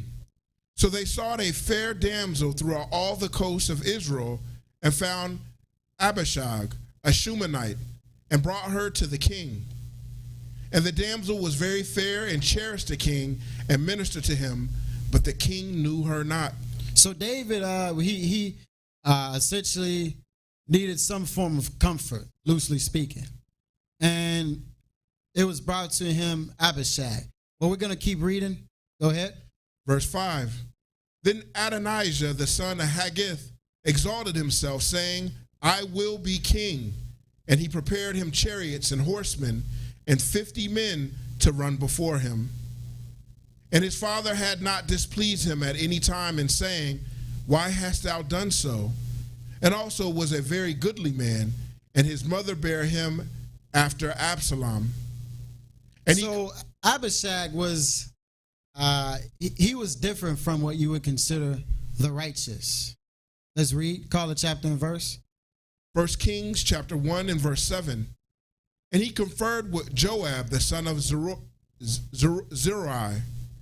and with Jump to verse 33. Verse 33. The king also said unto them, Take with you the servants of your lord, and cause Solomon my son to ride upon my own mule, and bring him down to Gihon. So essentially the backstory, when David was ascending, essentially about to relinquish his kingship because he was about to perish, physically that is, he had somebody come up and try to usurp authority and go outside the order and structure of what he set forth, what the Most High Abba set forth. So David, being coming beforehand, being diligent, is like, you know what, Nathan, Zadok, we got to do something expedient. Go get Solomon. Let him come into the city on that horse, on that mule, as the Messiah came on the horse down the line. Where? In Gihon, which we talked about in a class the mark of the beast. If you didn't hear that, you definitely want to listen to that class. Very powerful, very important. Fulfilling prophecy. Solomon fulfilled a lot of prophecy. It's amazing how much prophecy he fulfilled. Solomon, David, Moses, all these brilliant and magnificent men. That's the backstory. Read it on your own. We don't have the time, but let's keep reading. Verse 34. 34. 1 Kings chapter 1 and verse 34. And let Zadok the priest and Nathan the prophet anoint him there king over Israel. Just like David was anointed by Samuel. We have another priest anointing Solomon. David was anointed by a priest, by a prophet. So too shall Solomon. And what did he say? And blow ye with the trumpet and say, Abba Yahweh, save King Solomon. So now you can see where these other kingdoms, specifically in Europe, Eastern Europe, say, I'm not going to say it, but we know Abba Yahweh saved King Solomon. We see where they get that from. It's so wicked and abominable that it's not even righteous to utter it out of our mouths, how they just steal and take away from our culture, from our heritage. Let's read in that 35th verse. Then ye shall come up after him, that he may come and sit upon my throne. So if he's coming to sit upon the throne that David is upon, we should have the same understanding that whatever David did, Solomon is about to do. Let's go to that 36th verse. And Benaniah, the son of Jehoiada, answered the king and said, Amen. So be it. That's what we got to do. Let's get Solomon anointed so he can be the new king. The Most High Abba Yahweh of my Lord, the king say so too. So he's saying, all right, so be it, David. You come from the Most. I know you from the Most High. I know you devoted to the Most High Abba Yahweh. So be it. I don't have nothing to say. That's what it is. I believe in. I have my trust in the Most High. I know you're fulfilling the will of the Most High. Let's do it. Verse 37. And the Most High hath been with my Lord the king. Drop that. We just covered that. Jump to 1 Kings. And let's pick it up at, matter of fact, go ahead and drop that and jump down to verse 39. 37. Let's go up a little bit and let's start at 37. Which chapter? 1 Kings 1 verse 37. Okay. As the Most High have been with my Lord the king, even so be he with Solomon, and make his throne greater than the throne my Lord King David. So that patience, that studious man, anything related to the devotion, the meditation, the focus, the zeal, the strength, let it be even greater than David. That's what he's saying. And make his throne greater. How you gonna be greater than David? That's a mighty man. But we know that Solomon was tasked to do something magnificent. And he did that, as we're going to cover. Keep reading that 39th verse. And Zadok the priest took a horn of oil out of the tabernacle and anointed Solomon. And they blew the trumpet, and all the people said, Abba Yahweh, save King Solomon. All right, just wanted to read that one more time. Jump to the 45th verse. And Zadok the priest and Nathan the prophet had anointed him king in Gihon. Once again, we got that Gihon again. Very important, fulfilling prophecy. Go check out the Mark of the Beast class we just did. Let's read. And they are come up from thence rejoicing, so that the city rang again. This is the noise that ye have heard. So it was so magnificent, so marvelous, that everybody heard in the city. It said that the city felt like it was about to crack. That's how brilliant and amazing it was as Solomon was anointed king. Jump to verse 47. And moreover, the king's servants came to bless our Lord, King David, saying, Abba Yahweh, make the name of Solomon better than thy name, and make his throne greater than thy throne. And the king bowed himself upon the bed. Look at that. Once again, make his throne even greater than David's throne. And let's see what happens in the 50th verse. Now, the reason we're going over this, we're going to blaze through this part, but the reason why we're going through this is we're seeing that patience, that diligence, that devotion of David, even through Solomon. We're going to, as we go forward, you're going to see exactly what we're talking about. Let's read. 1 Kings chapter 1 and verse 50. And Adoniah feared because of Solomon and rose and went and caught hold on the horns of the altar. So we got Adoniah, that wicked one, trying to cause dissension and division, and essentially it didn't work. So he went on the horns of the altar, thinking that'll save him. Temporarily it will, but if you wicked, you wicked, and the Most High is going to deal with you accordingly. Let's drop that, and let's jump to the 52nd. You know what? We're going to keep that. Go to the 52nd verse. And Solomon said, if he will show himself a worthy man. If he show himself a righteous man, diligent, devoted man, what will happen? There shall not a hair of him fall to the earth. You'll be good. But if wickedness shall be found in him, he shall die. Let him perish. Let him be sent back so that sin may reign over him no more. Verse 53. So King Solomon sent, and they brought him down from the altar, and he came and bowed himself to King Solomon, and Solomon said unto him, go to thine house. Go to thy house. It might be wise for you to stay in the temple so you can remove whatever wickedness is upon you, but let the Lord's will be done. Most High's will be done. 1 Kings chapter 2. Yasiala, if you can grab that, 1 Kings chapter 2, and pick it up at the 2nd verse. We're going to go deeper into some of the benefits and amazing things in which Solomon was doing. 1 Kings chapter 2, and pick it up at the 2nd verse. I go the way of all the earth. Be thou strong, therefore, and show thyself a man. Look at that. Show thyself a man. Be devoted, diligent, strengthen. All the attributes of study thyself approve, so that you may be found accepted as you divulge and teach the gospel, the good news, all of these different attributes of the covenant. Let's read. And keep the charge of the Most High, thy Abba Yahweh, to walk in his way, and to keep his statutes, and his commandments, and his judgments, and his testimonies, as it is written in the law of Moses, that thou mayest prosper in all that thou doest, and whithersoever thou turnest thyself. Verse 4, that the Most High may continue his word, which he spake concerning me, saying, if thy children take heed to their way, to walk before me in truth with all their heart and with all their soul, there shall not fail thee, said he. Look at that. This is what David is telling his son. He's given everything he needs to give him. It's quite simple, Solomon. Keep these laws, statutes, and commandments. Give up these oblations thrice in a year, thrice in a season. Don't forsake the brotherhood, and don't break these statutes. You do these things, the Most High will bless you. You'll be great. You'll run a great nation. He's telling them, just to summarize it all up in one. Let's read. A man on the throne of Israel. Verse 5.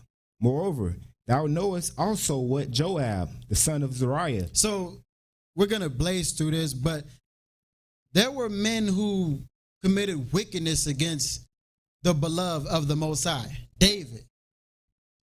And David was like, wait a minute, do all these things, but you have to fulfill the prophecies.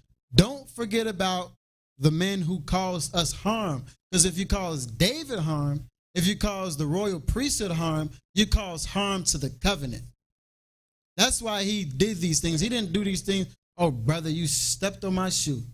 Cursed be you. No. What type of children's play is that? Brother, you didn't give me no hug. Cursed be you. Matter of fact, I'm out of here.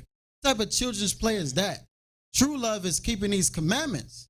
If you break the commandments, if you break a statute with your brother, you are essentially breaking your oath and vows of the covenant. So it got to be dealt with. It got to be handled. It'll either be handled or Satan will handle it for you. What does Satan do? Yeah, that brother stepped on your shoe. Yeah, he stepped on your shoe. You're going to tell him. And when you tell him, you're going to say, I'm done with you, brother. I ain't coming back. It's wicked. It's just not righteous. Petty. If a brother did step up, my bad, brother, I'm sorry. Give obeisance to him and keep it moving. We see in the scriptures many times where there was, dissension. Paul was a man who did not play. He called you out on it. He like, I see you 15 years from now. You read sometimes in the New Testament, you see Paul ain't linked back up with some of the other apostles. They talked, they did everything they did. They'll see each other at the feast. And Paul was like, all right, brother, I got to go. I got to break off. I kept these high holidays with you. I got to get back on my mission. And there's nothing wrong with that. But if a brother does harm to you, if he offends you, and he apologized, offended meaning he committed trespass against you, allow him to forgive. Allow him to receive that forgiveness and move forward. Don't harbor it, as Priest Rashim said earlier. Hold on to that, because what's going to happen is going to separate you from the covenant. Let's get that in Romans, I think that's 8. What shall separate you from the love of the Most High? But Priest AP Yasiala, keep reading. Verse 5. Moreover, thou knowest also what Joab, the son of Zeruiah, did to me, and what he did to the 2 captains of the host of Israel, unto Abner, the son of Ner, and unto Amsa, the son of Jether. So you could drop that. We're going to go ahead and pick it up at the 19th verse. And Priest Rashim, grab that Romans chapter 8. We just want to cover that so we can all be sure in this Feast of Tabernacles how we should be behaving ourselves. That was 38 and 39. Kind. You want me to begin reading? Kind. You got that? All right. Romans chapter 8 and verse 38. For I am persuaded that neither death, nor life, nor angels, nor principalities, nor powers, nor things present, nor things to come, nor height, nor depth, nor any other creature shall be able to separate us from the love of Abba Yahweh, which is in Yahushua the Messiah. This is a footnote in our class today, this House of Wisdom Bible study, but it's very applicable. No matter what it'll be, what's going to separate you from the love of the Most High, Abba Yahweh, through Messiah the Prince? If it's anything, woe be you. And I understand in these primal bodies, we've been in wickedness for decades, and then we come into the truth. We got our old ways. But he said you got to separate yourself from them old ways. Become a new man, a new creature by way of the Messiah the Prince. Nothing shall separate you from the love of the Most High. You come to these feast days, you give up these oblations, you send your tithes in, and just as a footnote, all of these classes, the House of Wisdom Bible study, prophecies, it's all to be done on the city of Adam, where we have our own platform. If you haven't registered, make sure you register on the city of Adam, because it's very important. And as we are in the Feast of Tabernacles, be sure to send in your free will offerings, your tithe offerings. So why? So that the covenant, the ministry may be advanced. We could drop that Romans. We're going to pick it back up in 2 Kings. And we're going to pick it up at the 2 Kings 2 and verse 12. We're going to see some of the diligence of King Solomon. And Elisha saw it, and he cried. Salakia, 1 Kings 2. 1 Kings. And verse 12. AP Asiala, you can grab that. Then sat Solomon upon the throne of David, his father, and his kingdom was established greatly. Like we said earlier, it was prepared going beforehand for Solomon to have that great, monumental, magnificent throne where he can dedicate the temple, where he can stamp out sin, where the nation of Israel could be at peace, physically and spiritually, mentally, whatever it may be at peace. Let's read. Verse 13. And Adoniah, the son of Haggith, came to Bathsheba, the mother of Solomon, and she said, Comest thou peaceably? And he said, Peaceably. He said, Moreover, I have somewhat to say unto thee. And she said, Say on. And he said, Thou knowest that the kingdom was mine, and that all of Israel set their faces on me, that I should reign.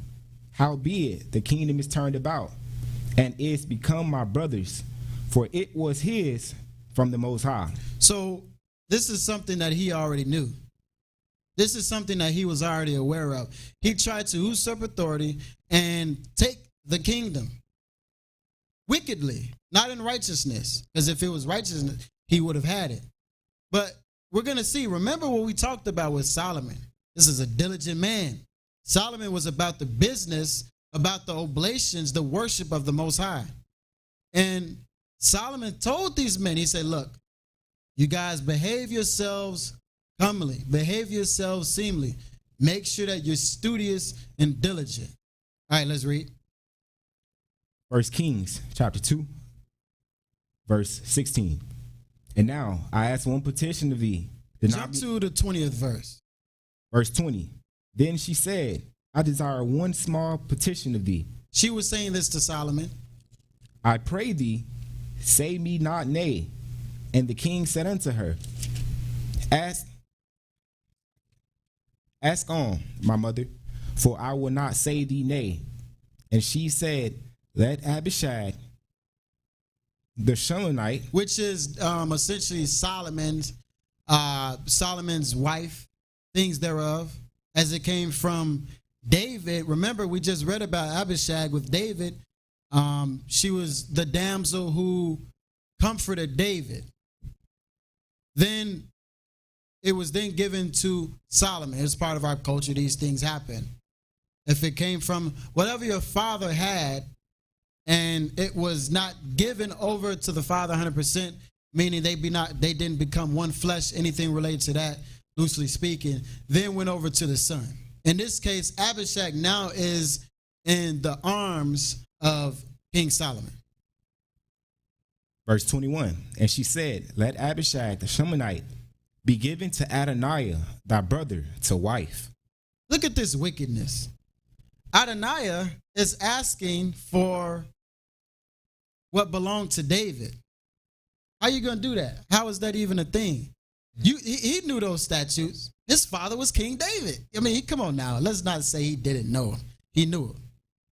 Let's read. The Most High is my strength. I think Adoniah or the Most High is the king. Something along those lines. So it was in his name. He knew who the Most High was. He was not ignorant to it. But he was ignorant in his actions. He was wicked in his actions. Let's read. Verse 22.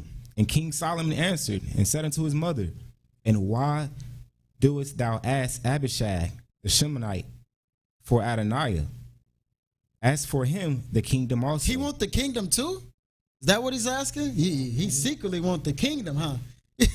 Read that one more time. I told you Solomon was a devoted man, a diligent man, a studious man. Let's read. And why dost thou ask Abishag the Shulamite for Adoniah? Ask him the kingdom also, for he is mine elder brother. And so we got Adoniah, who tried to usurp the kingdom, and who was his cronies? Cronies meaning, I'm going to just raise you up because he's my buddy. If you stay loyal to me and not the covenant, I'll just raise you up, even if it wasn't in prophecy. But things happen to men like that, women like that. So don't be like that. Let's read.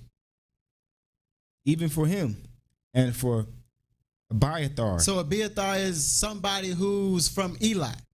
We know with Eli, we'll get to it. Let's read. Abiathar the priest, and for Joab, the son of Zeruiah.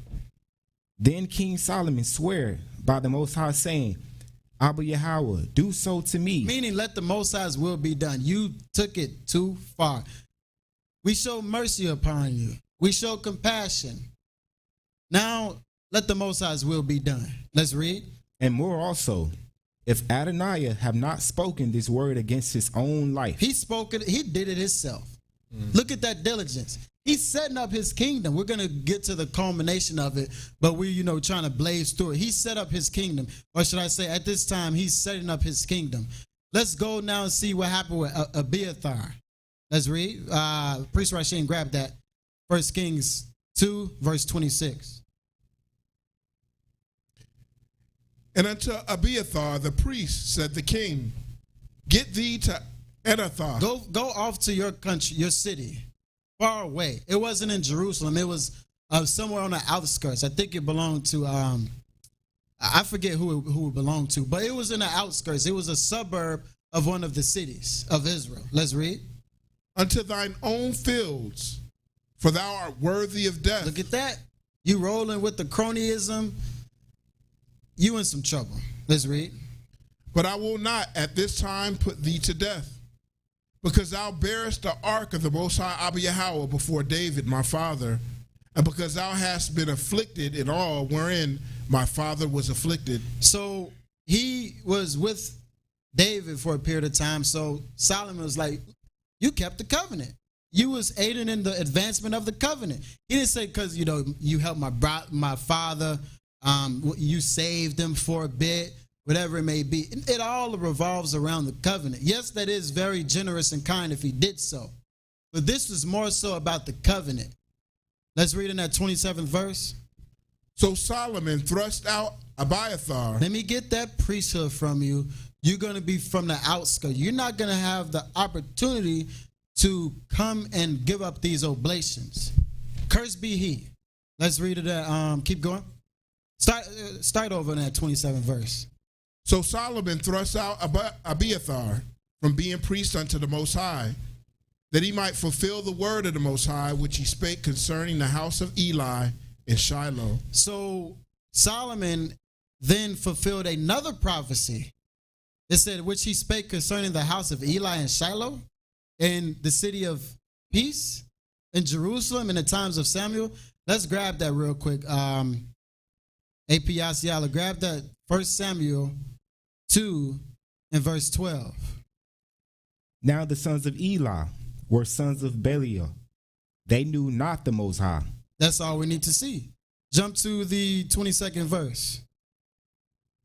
Now Eli was very old, and heard all that his sons did unto all Israel, and how they lay with women that assembled at the door of the tabernacle of the congregation. As he said, they knew not the Most High. They was committing wickedness.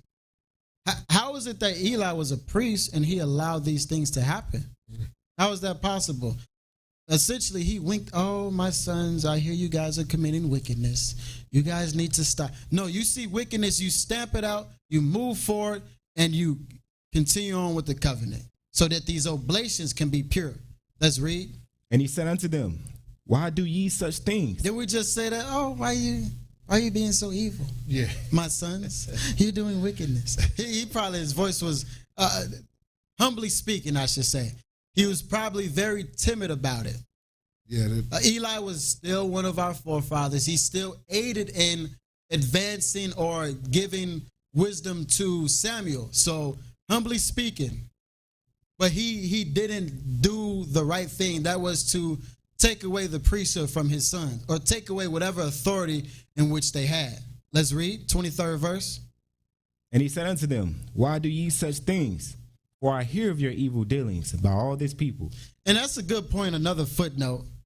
Let's just say Eli, he held his course, stood strong, and his sons committed wickedness and he didn't put them out. And we get on this stage or we go out in front of the audience on a big, tower, whatever it may be, and we say, man, Eli was just wicked. And this, brother, sister, stay humble before you then become the same thing in which Eli did. Before you become like the sons of Belial, like Eli's sons, and you start, doing the things in which he was doing, as we saw in verse 22. The culmination, the strength of this covenant is you give up these oblations, you gain in wisdom, and after that, you stay humble. You walk with humility and meekness. I just want to add that in there because I don't want nobody to get a misunderstanding of how we should behave ourselves. In this Feast of Tabernacles, in all 180 days, 182 days of this season. Let's read in that, drop that. Go to 1 Samuel 3 and verse 10. AP Yasiala. 1 Samuel 3, verse 10. And the Most High came and stood and called as at other times, Samuel. Then Samuel answered, speak, for thy servant heareth. So at first, the Most High was calling Samuel. This is a new prophet with little experience. So he went to Eli. He said, hey, Eli, did you call me? Eli was like, no. A second time, Eli, did you call me? He was like, no. A third time, Eli, did you call me? He said, that's not me. That's the Abba Yahweh. If you hear Samuel, again, say, yes, Abba Yahweh, thy servant heareth. What is it that thou hast me to do? And what did it have him to do? Verse 11. And the Most High said to Samuel, behold, I will do a thing in Israel, at which both the ears of everyone that heareth it shall tingle. So everybody knew of Eli, his magnificence, his fame. The Most High said, I'm about to do a thing. Verse 12. In that day I will perform against Eli all things which I have spoken concerning his house. When I begin, I will also make an end. Ooh, look at that. But now we're seeing the Most High showing that studiousness. This was, I didn't do the calculations, but this was at least more than 500 years beforehand.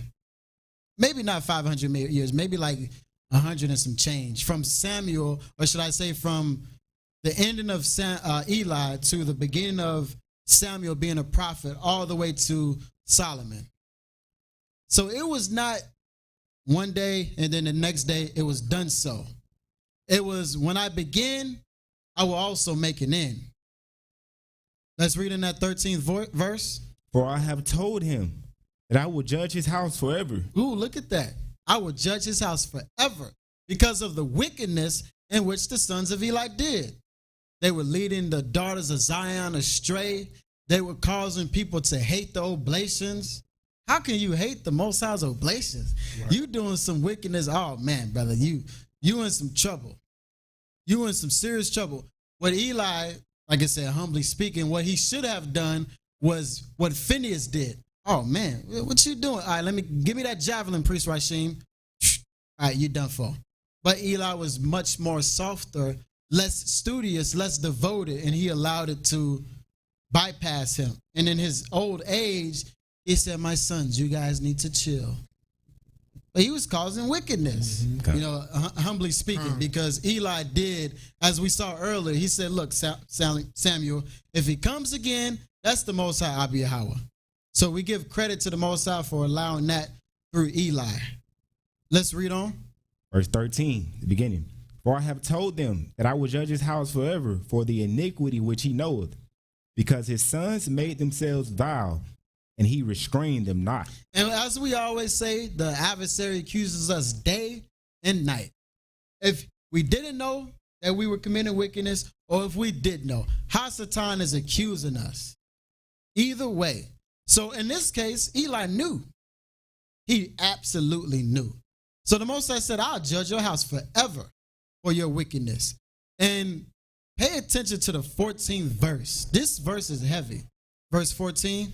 And therefore I have sworn unto the house of Eli that the iniquity of Eli's house shall not be purged with the sacrifice nor offering forever. What that sound like? What does that sound like? Anybody in the audience? Anybody online?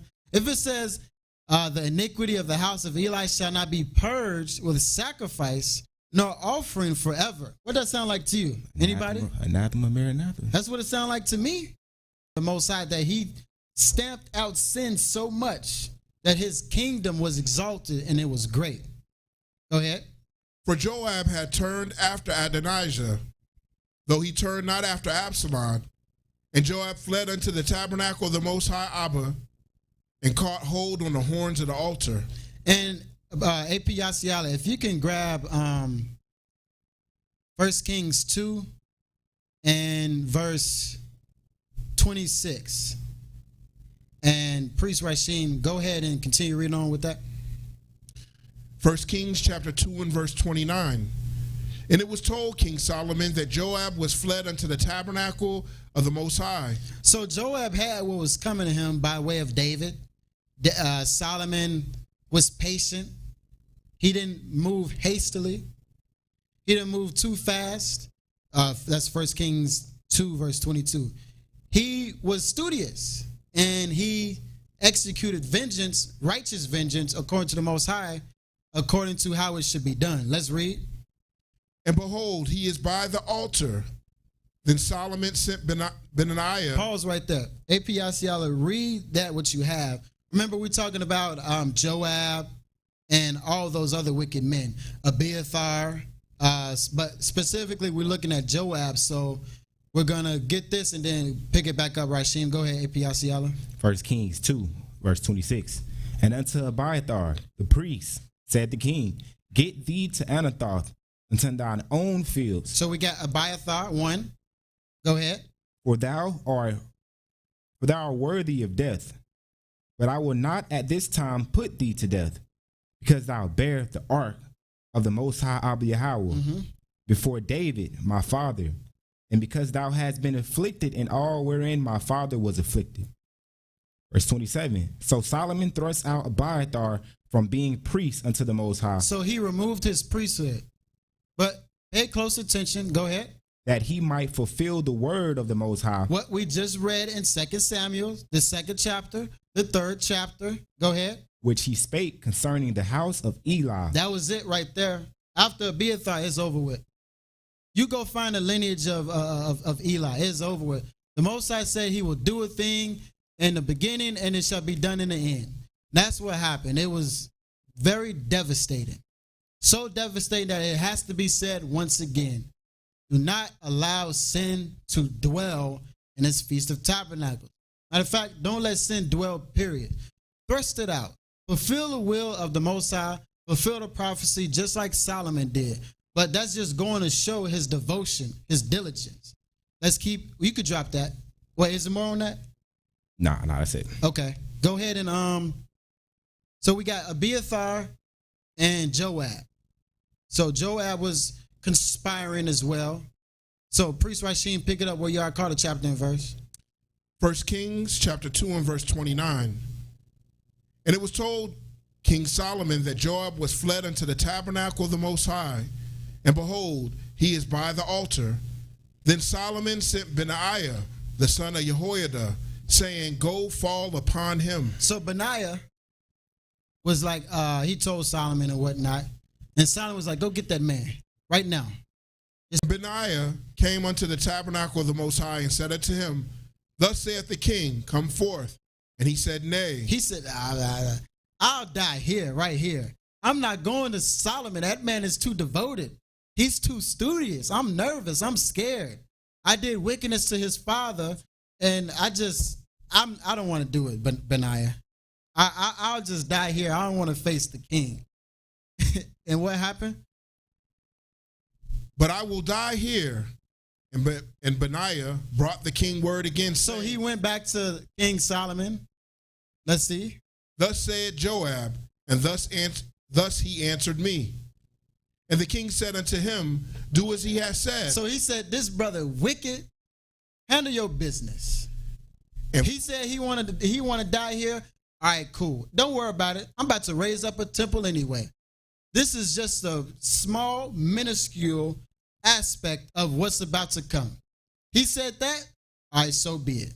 And what ended up happening? And the king said unto him, do as he has said, and fall upon him and bury him, that thou mayest take away the innocent blood which Joab shed from me and from the house of my father. All right, so now we're going to go ahead and skip Priest Rasheem.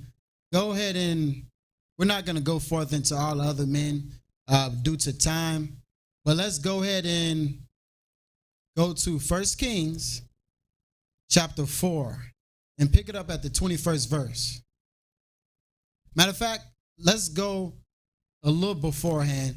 And let's get 1 Kings 3 and verse 4.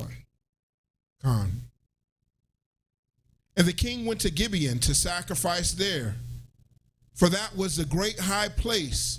1,000 burnt offerings did Solomon offer upon the altar. So Solomon, as we already know, he was advancing that covenant, giving up those oblations. Let's read. Verse 5. In Gibeon, the Most High appeared to Solomon in a dream. Just jump straight to verse 7. Let's get to the point. And now, O Most High, my Abba, thou hast made thy servant king instead of David my father, and I am but a little child. I know not how to go out or come in. So Solomon is like, this is a great nation. I need support. I need aid. Verse 9. Give therefore thy servant an understanding heart to judge thy people, that I may discern between good and bad. For who is able to judge this this thy so great a people. So he said, give me understanding, allow me to execute judgment, allow me to utilize discretion. What is he saying? Give me the 7 pillars of wisdom so that I may be able to rule over in righteousness the nation of Israel. And what happened? Verse 10. And the speech pleased the Most High, that Solomon had asked this thing. And Yahweh said unto him, because thou hast asked this thing, and hast not asked for thyself long life, neither hast thou asked riches for thyself, nor hast asked the life of thine enemies, but hast asked for thyself understanding to discern judgment. So this well pleased the Most High Yahweh, and Solomon became known as Solomon the Wise. We could drop that. Let's go over to 1 Kings 4, verse 21, and blazing through this. We're just going to show more diligence, more studiousness of King Solomon. The 21st verse. And Solomon reigned over all the kingdoms from the river unto the land of the Philistines, and unto the border of Egypt. They brought presents and served Solomon all the days of his life. So Solomon was great all around. Verse 24. For he had dominion over all the region on this side of the river, from Tifsa, even Azar, over all the kings on this side of the river, and he had peace on all sides round about him. Look at that. He had peace everywhere. As we said, that diligence, that devotion, not being hasty, but coming beforehand, being proper, paid off. And he became a great man. He had a great kingdom. Verse 27. Let's see some of the attributes of his kingdom. And those officers provided victual for King Solomon, and for all that came unto King Solomon's table, every man in his month, they lacked nothing. Nobody lacked nothing. This is how you establish a covenant, how you advance the covenant. Everybody has something to contribute to. This isn't just one-sided. Verse 29. And Yahweh gave Solomon wisdom and understanding exceeding much, and largeness of heart, even as the sand that is on the seashore. And Solomon's wisdom excelled the wisdom of all the children of the east country. Look at that. Jump to the 32nd verse. We see that Solomon was a wise man. He was the wise man. When you think of wisdom, you were thinking of Solomon. Verse 32. Let's see some of the wisdom and some of the great things he also did. And he spake 3,000 proverbs, and his songs were 1,005. Then we got the book of Proverbs. You got 31 chapters. I'm not sure if that equates to 3,000, but he said 3,000 proverbs and 1,005 songs. That's a lot of songs that was able to be utilized in oblations. We don't see the Psalms of Solomon. We just see the Psalms of David. So this is more Psalms that we haven't even seen yet. But we're going to drop that. We see that Solomon was very devoted, very compassionate, or should I say very zealous. And we're going to pick it up in Genesis 12 and 6 as we are now in the heart of this class. But we had to go beforehand to get the understanding of Solomon so that we could see why he was able to inherit and uphold such a great kingdom and how he was able to keep those glorious high holy days. Let's get that Genesis 12 and 6, AP Yasiala. And Abram passed through the land unto the place of Shechem. All right, pay close attention to that word Shechem or Shechem. Go ahead. The plain of Moreh. And who knows what Moreh means? Anybody hear that? If you were in a previous, congregation, whatever you prefer, camp, church, who knows what Moreh means? Anybody? Online, in the audience? Teacher, Moreh. So it said, now Abram at the time, passed through Shechem, and he went up to the plain or the valley of teachings, the valley of Moreh, or the valley of, we'll get there. Let's read. And the Canaanite was then in the land. Verse 7. Go to Priest Rashim. If you can grab Genesis 22 and verse 1, hold that where you at though, in that Genesis 12. Let's read that Genesis 22 verse 1.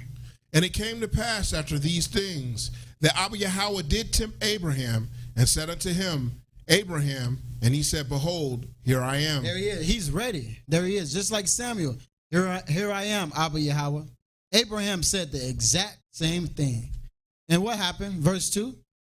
And he said, take now thy son, thy only son, Isaac, whom thou lovest, and get thee into the land of Moriah. Get thee into the land of teachings, on the mountain of teachings. We're going to see Moriah. At first we see Moreh, same root word. Then we see Moriah. Who knows what happened on the Mount Moriah? Anybody know? If you know, post it in the chat, on live. Anybody in the audience know what happened on the Mount Moriah? More sacrifices, exactly. And not only more sacrifices, but we'll save that. We don't want to give it away too soon. Go ahead and read that. It says, in the land of Moriah. Keep reading. And offer him there for a burnt offering upon the mountains, which I will tell thee of. So he said, go over to the land of teachings, the valley of teachings, the mountain of teachings, or should I say, the mountains in which you will receive more understanding because you shall be taught. And offer thine only son. If he says do that, Abraham was like, all right, I'm going up to Mount Moriah. If he says offer my son on the Mount Moriah, I know the Most High Abba Yahweh about to teach me something. It got to be for good benefit. I know my wife was like, oh no, where's my son? If you read it in, I think it's in Jasher, she was devastated. She didn't know what was going on. But Abraham had that faith. Check out Hebrews 11. You'd see what faith I'm talking about. But Abraham had that proof and evidence of the Most High Abba Yahweh. So he was like, all right, Isaac, we going to Mount Moriah. We about to go to the land in which we shall receive teachings. And they did it. And Isaac was like, cool, Abba, I'm going with you. Wherever you're going, I'm going. So let's drop that for shortly. And Priest Rashim, if you can grab me 1 Chronicles chapter 3, verse 1. We're going to go back to a prominent man in which we've been talking about. Let's read. Now these were the sons of David, which were born unto him in Hebron. The firstborn Amon of Ahinoam, the Jezreelites. The second Daniel of Abigail, the Carmelites. So we see the lineage of David. David was the son of Jesse. And we got Boaz, who's also the forefather of King David. As we continue on, you can jot that, priest, and pick it up at 2 Chronicles chapter 3 and verse 1. Then Solomon began to build the house of the Most High at Jerusalem and Mount Moriah. Oh, wait a minute. And what mount? Moriah. We got Mount Moriah once again. So we have two people, two forefathers of ours who were at Mount Moriah. Is this a coincidence? Is this by mistake, by what they would say a happenstance? Were they guessing, or were they taught? Just like Solomon was taught beforehand by his father David. You get this covenant, you uphold this covenant, you remain studious. So Solomon got it from somebody, David got it from somebody, Abraham was there. And if we were to go even further, Seth, Jared, Adam, he was there as well. These men all went back to Mount Moriah because the Mount of Moriah is a place in which we received understanding, in which we were being taught by the Most High Abba Yahweh and the Elohim. You could drop that. We just wanted to show. Matter of fact, let's read that. We got Abraham, Seth, Adam. We see now Solomon. We're going to show more men, but let's see who else was in this same mount of teachings. Let's read. 2 Chronicles chapter 3 and continuing in verse 1. Where the Most High appeared unto David, his father. So also, David was there at Mount Moriah. So now we can see Solomon wasn't just guessing. I think what we do in most cases is, man, I'm going to just hope the Most High provide for me. Brother, where is your evidence? Where is your faith? You leaning on what the world would call just believe. Believing, you know what they say. But where's your evidence? Where's your hope? What can you prove to show that the Most High will do a thing for you? But now we see that Solomon got this understanding from his father David. And how did Solomon have that understanding? It said the Most High appeared to David, his father. All right, we can drop that. Let's pick it back up at Genesis 12 and verse 6. And the Most High appeared unto Abram, and said, Unto thy seed I will give this land. And there builded he an altar.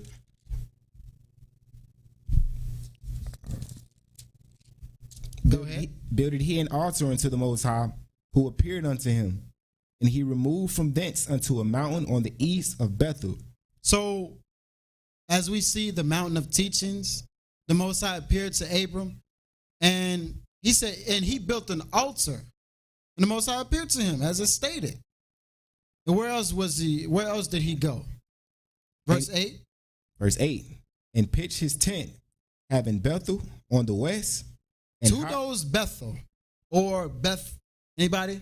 Audience, congregation, online? Post it if you know it online. Anybody in the audience know what Bethel is? The house in which the house of bread. We know that's the house in which we give up those oblations. We also know that we have Bethlehem as well. So this is now becoming a continual pattern. And I know we said hold on to that Shechem, but we got to get the backstory so that we can get the forward story. So we got that the house of Bethel, or the house in which we give bread. We know that bread is where we give up those oblations. We're not talking about the gingerbread, man. We talk about the oblations. Let's read on. And high on the east. And there he builded an altar unto the Most High, and called upon the name of the Most High. All right, we can drop that for the sake of time. Go ahead and jump over to Genesis 33, verse 17. And Priest Rashim, if you can grab Psalm 60 and verse 6. Remember these names. We got Shechem, we got Bethel, we got Moriah, the mount in which we shall receive understanding, or the mountain of teachings where we get understanding.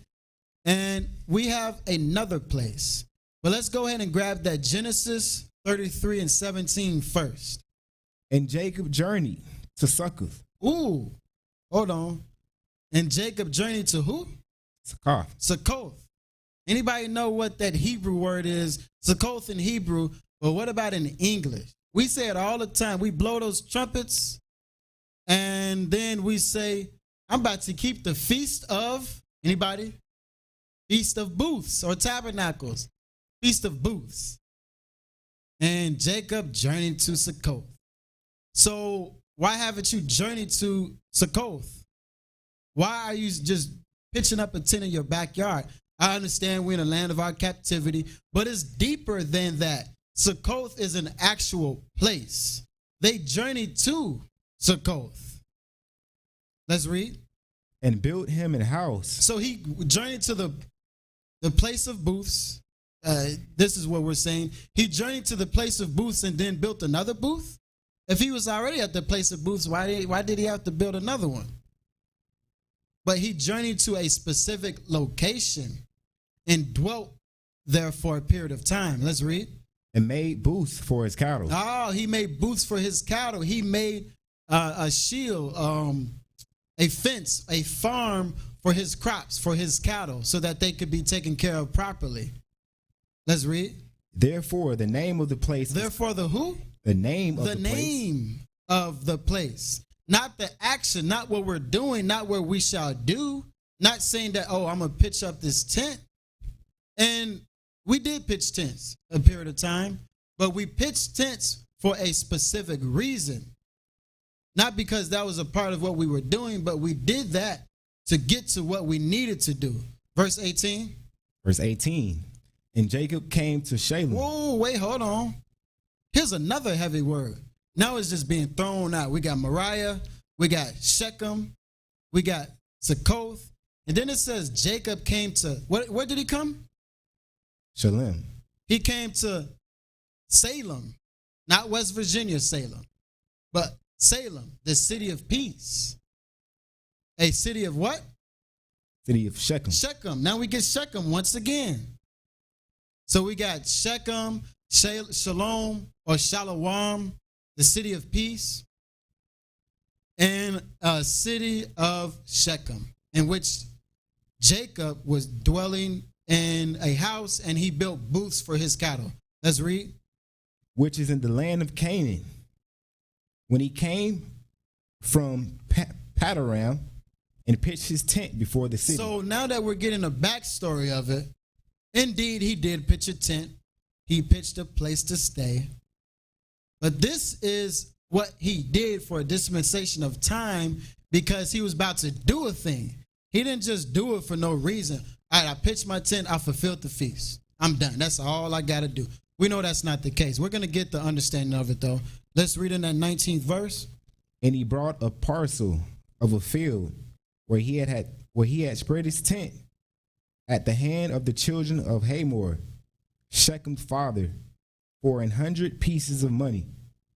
Verse 20, and he erected there an altar. And he erected there an altar in the place of Succoth, where he came to Shalom or Shalom, in the city of Shechem, just like his father Abraham. Should I say just like his father Isaac, just like his father Abraham. And he called the place of the Most High. And he sacrificed to the Most High. Let's drop that. Matter of fact, let's hold that and let's get Psalm 60. Let's see how we can see that Shechem or Succoth is an actual location, a physical place. Psalm 60, verse 6. Abba Yahweh has spoken in his holiness. I will rejoice. I will divide Shechem and mete out the valley of Succoth. So you will be in Succoth. You will be in Shalom and Shalom, in the city of peace, whichever one you prefer. Let's go back to Genesis 33. Matter of fact, you could drop that. We already didn't cover that. Let's go over to Exodus 12 and verse 35. Now we get into some of the more salient points of House of Wisdom Bible Study, Feast of Tabernacles. We've already covered the studious aspect of it, the biblical aspect of it. Now let's cover the Feast of Tabernacles aspect of it. Exodus 12, verse 35. And the children of Israel did according to the word of Moses. Once again, we just don't do things. I'm going to just do it according to my heart. Well, the heart is wicked above all things. Who shall know it? You should do it according to what you were taught by way of the Most High Abba Yahweh. That's how you shall do it. So what did he say? By way of the word of who? By the word of Moses. So they were taught. Let's read. And they borrowed of the Egyptian jewels of silver and jewels of gold and raiment. So they did this because they needed to resurrect something, build something. So the Egyptians showed forth mercy to the children of Israel. Let's see that, verse 36. And the Most High gave the people favor in the sight of the Egyptians, so that they lent unto them such things as they required. As we just discussed. And they spoiled the Egyptians. And the children of Israel journeyed from Ramses. They journeyed from the land of Egypt, Ramses, to where? Succoth. To who? Succoth. So they went back to Succoth. As you can see, it's a pattern of us going back to Succoth, Shechem. First, we see Adam in Succoth, or the Mount of Moriah, and then we see Abraham in the same place, in Shechem, in Bethel, in the house of bread, where we give up those oblations.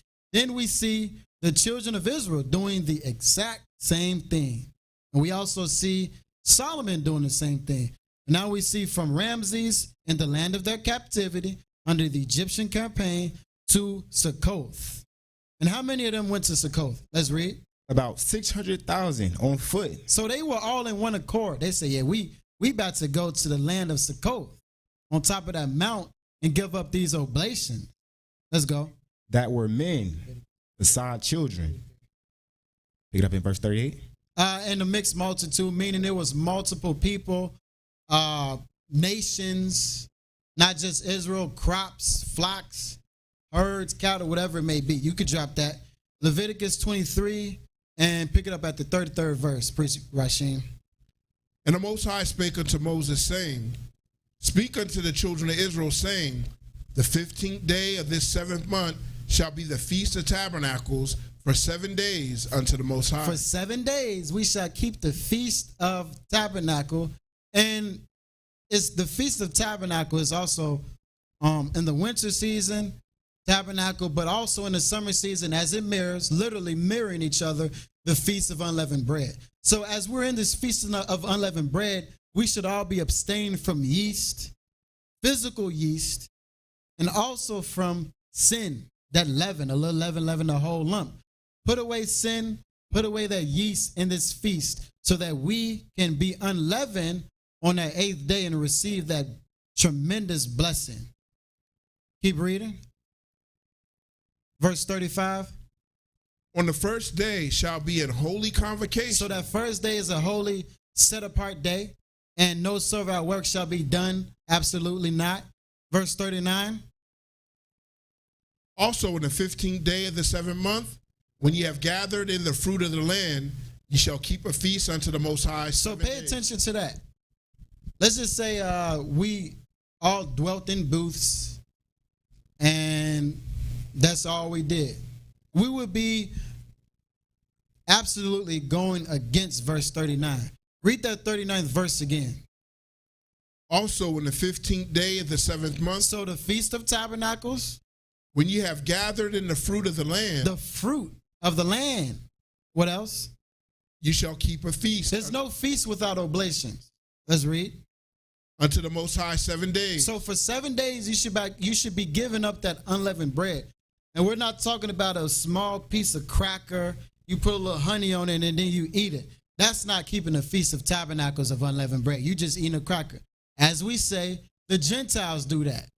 So are you going to be like the Gentiles? Or are you going to be like those who keep the Feast of Unleavened Bread, where you dedicate all this time to the Most High Yahweh, and the royal priesthood heaves and waves those oblations so that this Feast of Unleavened Bread, this Feast of Tabernacles may be complete. Let's read. On the first day shall be a Shabbat. So the first day is a holy day. Let's read on. And on the 8th day shall be a Shabbat. And that last day, that great day, is a holy set-apart day as well. Let's read. Go ahead into the 40th verse. And I want everybody to pay close attention to this 40th verse. It's about to get fast-paced. A sharp turn is about to happen. So stay with us. Go ahead. And ye shall take you on the first day the boughs of goodly trees. So you should take the branches and all the things thereof that's on it from those goodly and righteous, beautiful trees. Branches of palm trees. And on the palm trees. And the boughs of thick trees. And the branches of the thick trees. And willows of the brook. And everything in the brooks. And ye shall rejoice before the Most High Yahweh. And you shall rejoice before the Most High Yahweh for 7 days. Meaning you shall give up these oblations for 7 days. We know that in the 6th covenant, it was all physical. Bullocks, goats, rams, the trees, the herbs, all of those different things. That's what we're referring to. But we're utilizing this to show a thing. Let's go in the 41st verse. And ye shall keep it a feast unto the Most High 7 days in a year. It shall be a statute. Pause right there. So this sounds contradictory. 7 days, Feast of Tabernacles. And then you got 7 days unleavened bread. That's 14 days. Something isn't right. Well, the word year is a season. So you have the first season, which is the summer season. You keep the Feast of Unleavened Bread for 7 days. Plus 1, you got the Passover the first day. Then after that, the Feast of Unleavened Bread. And the Passover, should I say, is a sacrifice that brings in the Feast of Unleavened Bread. And then you have 7 days plus 1 on the winter season, the Feast of Tabernacles. And on that 8th day is the great day. Let's read on. Continuing in verse 41. It shall be a statute forever in your generations. Ye shall celebrate it in the 7th month. So this shall not go away. As long as we have a covenant, this shall be a statute forever. So although we don't have those physical lambs and bullocks, we got those spiritual sacrifices. So in all actuality, If you aren't giving up those oblations for these entire 8 days, you are indeed not keeping a Feast of Tabernacles, I should say. You're essentially just having a barnyard camp out. You got your marshmallows. Of course, you got like the liquid form, no pork.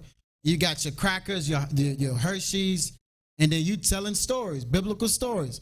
Once again, the nations of the wicked could do that, the heathens. We're not talking about the nations who tether themselves to Israel. We're talking about those who are just, I'm in the backyard. I got these tents, my back hurting and stuff. I'm just long suffering, essentially for nothing.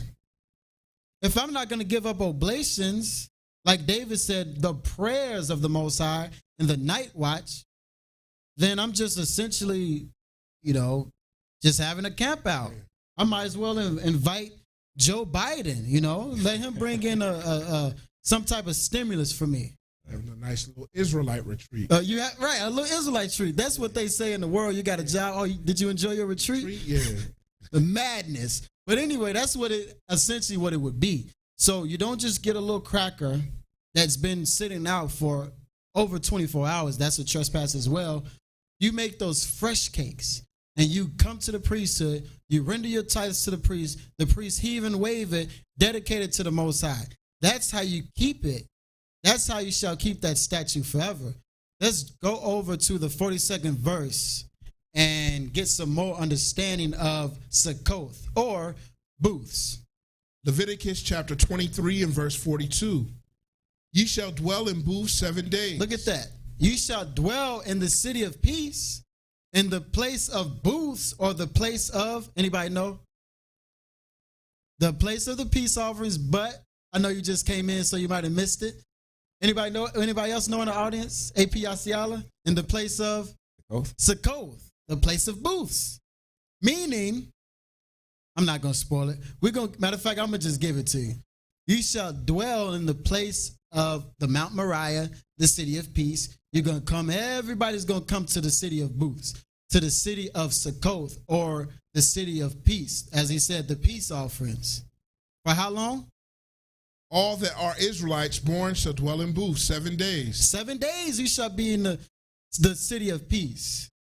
And I think what happens is we see one verse and we just stop there. But what did we say earlier? How Solomon was behaving himself. Studious. He was diligent. So he saw that first verse. He saw that second verse. He saw that third verse. And what did we see? Shechem, Moriah, Succoth, Shalom, or Salem, I should say. Who else was in Salem? Melchizedek. These men were all in the city of the peace offerings, where they dwelt with their brothers and sisters, keeping the Feast of Tabernacles.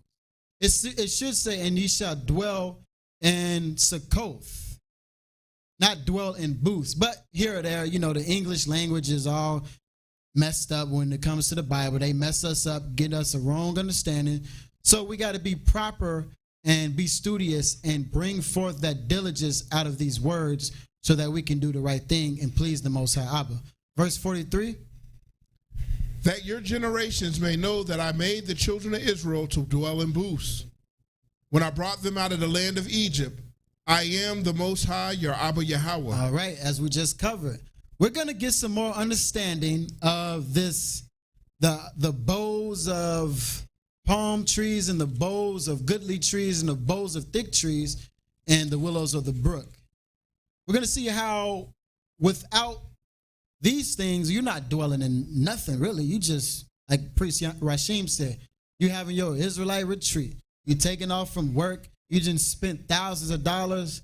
You definitely paying them consequences physically and spiritually. Spiritually because you didn't please the Most High.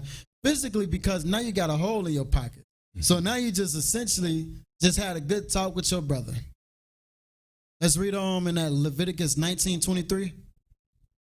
And when ye shall come into the land, and shall have planted all manner of trees for food. All manner of trees for food, like we just covered in Leviticus 23. So we got those trees of food. Let's read. Then ye shall count the fruit thereof as uncircumcised. But you just don't give those tithes to the priesthood immediately. It's a process. But let's read. 3 years shall it be as uncircumcised unto you, and it shall not be eaten of. But in the 4th year, all the fruit thereof shall be holy, to praise the Most High withal. Look at that. Look at that once again. Grab that Leviticus 23 and pick it up at that 40th verse one more time.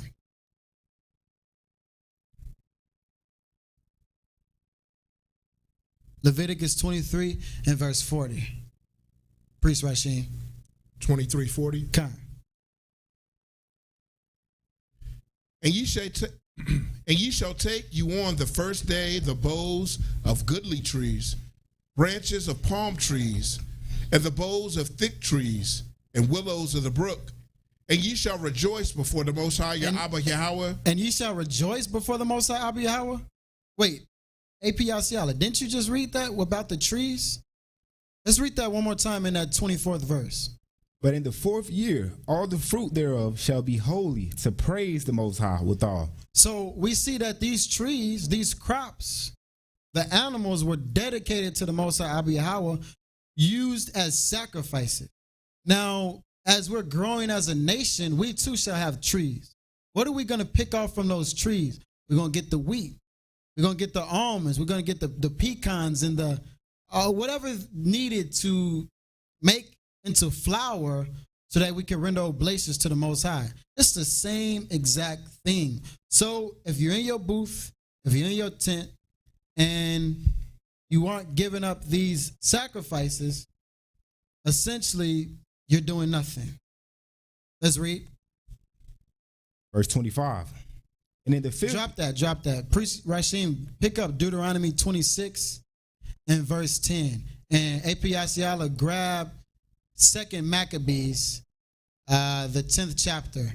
And after you get Deuteronomy 26, go to Deuteronomy 16. But let's get that Deuteronomy 26 and verse 10. Let's get some more understanding of those boughs of the different trees. Let's read. And now, behold, I have brought the first fruits of the land, which thou, O Most High, hast given me. The first fruits of the who? The land. The land. So what comes from the land? You got different type of herbs, trees, fruits, all a variable of different things that can be. Let's read. And thou shalt set it before the Most High thy Abba, and worship before the Most High thy Abba. That can be utilized for the worship of the Most High Abba. Let's go ahead. Verse 11. And thou shalt rejoice in every good thing which the Most High thy Abba have given unto thee, and unto thine house, thou and the Levite, and the stranger that is among you. When thou hast made an end of tithing, all the tithes of thine increase the 3rd year, which is the year of tithing, and has given it unto the Levite, the stranger, the fatherless, and the widow, that they may eat within thy gates and be filled. So we've seen more than enough, but we're going to exhaust this. Deuteronomy 16 and verse 13. Thou shalt observe the Feast of Tabernacles 7 days, after thou hast gathered in thy corn and thy wine.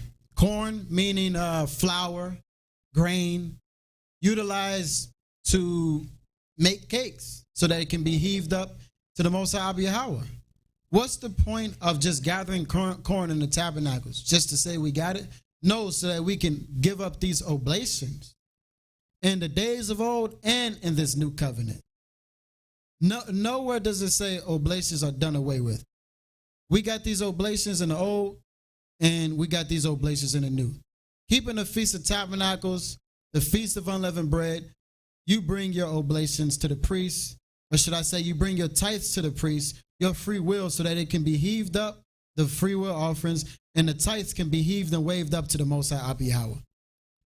And let's go ahead in that 14th verse. Let's continue on.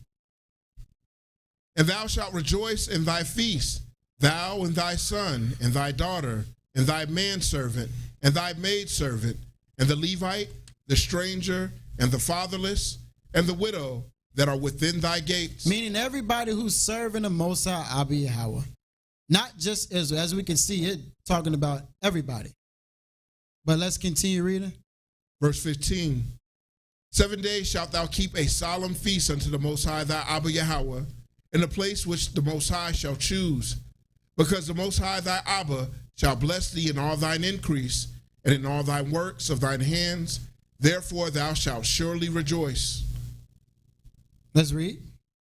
3 times in a year shall all thy males appear before the Most High. 3 times. And we're going to come back to that 3 times too. But this 3 times in a year is talking about the 3 times in a season. And we're in the winter season, so we'll cover it. You got Tabernacles, you got Feast of Weeks, the first day, and then the 50th day. That's that 3 times in a season. All right, we go ahead. 3 times in a year shall all thy males appear before the Most High thy Abba, in a place which he shall choose, in the feast of unleavened bread, and in the feast of weeks, and in the feast of tabernacles. As we just covered. And they shall not appear before the Most High empty. Meaning, that's what we're discussing here. How are you coming to these feasts and you have nothing to give to the Most High Abba Yahweh? What are you going to heave up? You just got a booth, or should I say a tent. That's all we have is just we in a tent. And I hear frequently from, talking to brothers and sisters all throughout the nation of Israel, man, I can't wait till the tabernacle's over. I got to go to the doctor after this. I've heard it. Because you're struggling essentially for nothing. You're just in a tent, but you're not giving up those sacrifices. You're not giving what belongs to the Most High Abba. All right, we can go ahead and drop that. And AP Yasiala, pick it up at 2nd Maccabees and the 2nd chapter, and pick it up at the 1st verse. It is also found in the records that Jeremy the prophet commanded them that were carried away to take of the fire, as it had been signified, and how that the prophet, having given them the law, charged them not to forget the commandments of the Most High. Look at what's going on. He said, charge them not to give up the commandments of the Most High, but keep these laws, statutes, and commandments so that you may be prosperous in this covenant. Go ahead. And that they should not err in their minds when they see images of silver and gold with their ornaments. Verse 3, and with other such speeches exhorted he them, that the law shall not depart from their hearts. Go over to 2nd Maccabees chapter 10 and pick it up at the 1st verse. Let's get some more understanding of the booths, these crops, everything thereof. Now Maccabeus and his company, the Most High guiding them, recovered the temple. So they resurrected. At this time, it was referring to the 9th month, Abizir. But they had to do that because they were in war, so they just dedicated the temple in that 9th month. But we're going to get clarity on that one. Go ahead. Verse 2, but the altars which the heathens had built in the open street, and also the chapels, they pulled down. And also the chapels. Don't that sound familiar? Mm-hmm. These whorehouses, excuse my language, all about on every corner of the Israelite community. Well, we know it's not Israelite indeed, but the so-called black community, we got one on every block. The pastor coming out with his fresh suit on, but he filthy. Let's keep reading. Verse 3, and having cleansed the temple. So they cleansed it. Let's read. They made another altar. And then they made another altar. Let's go. And striking stones, they took fire out of them and offered a sacrifice after 2 years. After 2 years, they finally got their temple back. And then when they got it back, they gave up those oblations and they got busy. Verse 4. Verse 4. When that was done, they fell flat down and besought the Most High. Look at that. They were studious and diligent as well, that they might come no more into such troubles. So they petitioned the Most High just like David. But if they sin any more against him, that he himself would chasten them with mercy. And he's asking, Abba, please show me mercy if I do slip up. Show forth thy mercy, Abba Yahweh. Let's read. And that they might not be delivered unto the blasphemy and barbarous nations. Meaning, if we slip up, Abba, let you chastise us. Let not the nations take us away and we forget our culture. Just give us a little slap on the wrist. but please don't let us fall in the hands of the heathen. Let's go. Fifth verse. Now upon the same day that the strangers profaned the temple, on the very same day it was cleansed again. Meaning they filthied the temple. They made it common. The temple is far from common. It's pristine. It's prestigious. A horrible example. It's like this, the head of state in whatever country. That's how our holy city, our holy temple was. Let's read. On the very same day it was cleansed again, even the 25th day of the same month, which is Caslu. Which is Abizer. The course of David is Abizer.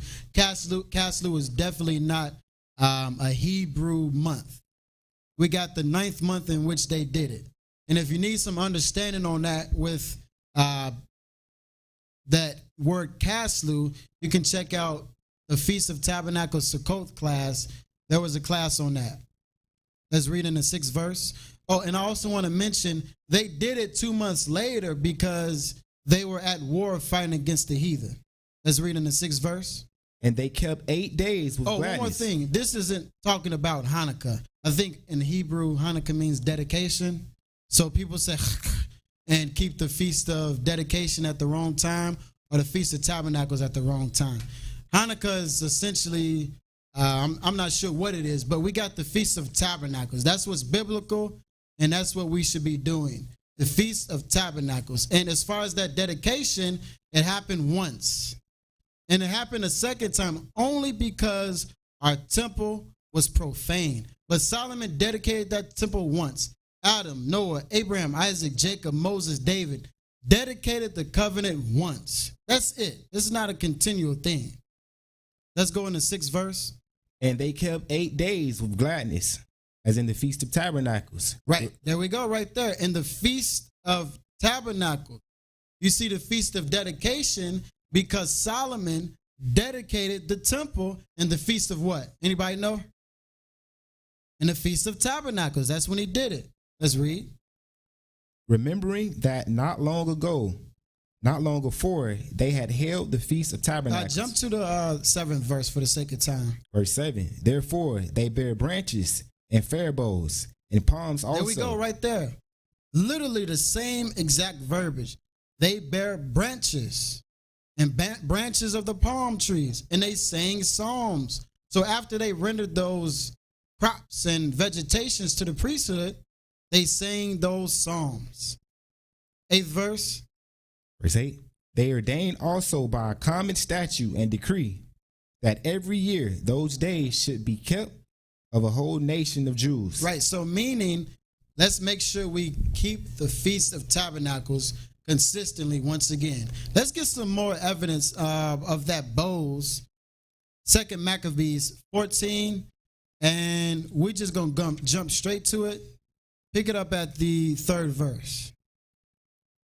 Now one alchemist who had been a high priest and had defiled himself willfully in the times of their mingling with the Gentiles, seeing that by no means he could save himself, nor have any more access. So we got a priest who was essentially assimilating with the Gentiles. And that's just something we don't do as Israel in a sense of wicked nations. If you under this covenant, you tether yourself to Israel, hey, that's totally fine. But you got some nations who branch off and like to do what they like to do. Let's go to the 4th verse and let's see who stood up strong. 4th verse. Came to King Dimitri in the 150th year, presenting unto him a crown of gold and the palm, and also of the bowls which were used solemnly in the temple. And so that day he held his peace. So there we go one more time, that word bowls. So now we see that bowls was relating to the branches that was used to be the oblation, or should I say that was used to give up those tithe offerings, heaved up and dedicated to the Most High. We can drop that. Ezra 3 and verse 1, if you could pick that up, Priest Rashim, and also hold Nehemiah chapter 8. And when the 7th month was come, and the children of Israel were in the cities, the people gathered themselves together as one man to Jerusalem. So that 7th month, we got many events: memorial blowing of the trumpets, Day of Atonement, Feast of Tabernacles. Then stood up Jeshua, the son of Jozadak, and his brethren, the priests, and Zerubbabel, the son of Shealtiel. Jump to the 5th verse.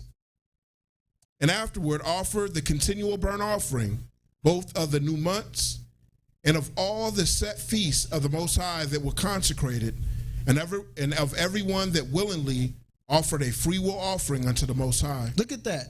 A freewill offering and unto the Most High. And what feast?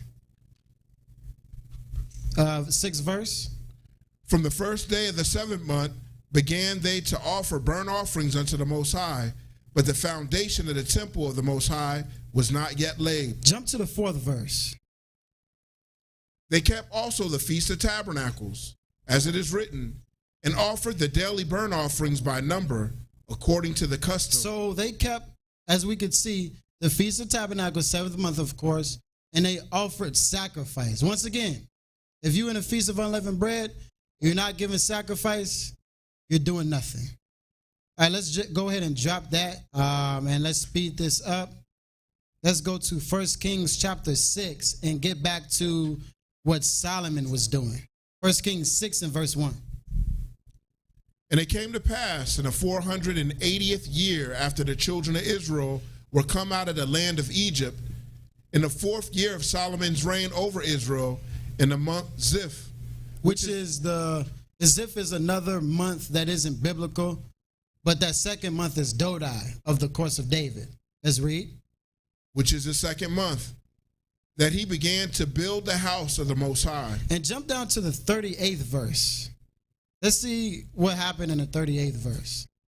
And in the 11th year, in the month of Bull, which is Abizer, meaning that 8th month. Go ahead. Which is the 8th month, was the house finished throughout all the parts thereof, and according to all the fashion of it. So was he 7 years in building it. So Solomon built this temple in 7 years with much help and support. And then he built his house.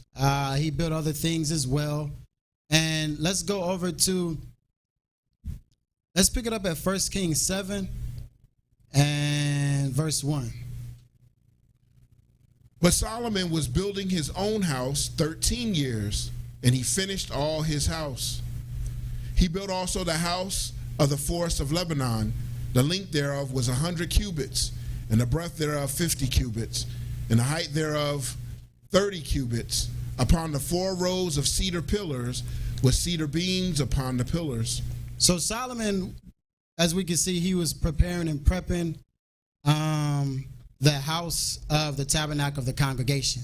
Let's jump down to, in the same chapter, let's jump down to the 7th verse. 1 Kings 7, verse 7. Then he made a porch for the throne where he might judge, even the porch of judgment, and it was covered with cedar from one side of the floor to the other. So as we can see, Solomon was prepping, being diligent, zealous, everything needed, as we covered earlier, to continue to fulfill the will of the Most High Yahweh. All right, for the sake of time, we're going to jump straight down to the 51st verse and then go over to the 8th chapter, verse 1st. First verse, I should say. So first get that 1 Kings 7:51, then go straight over to 1 Kings 8 and 1. So was ended all the work that King Solomon made for the house of the Most High.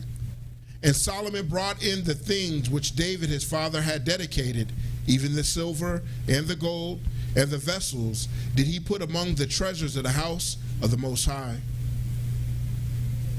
1 Kings chapter 8 and verse 1.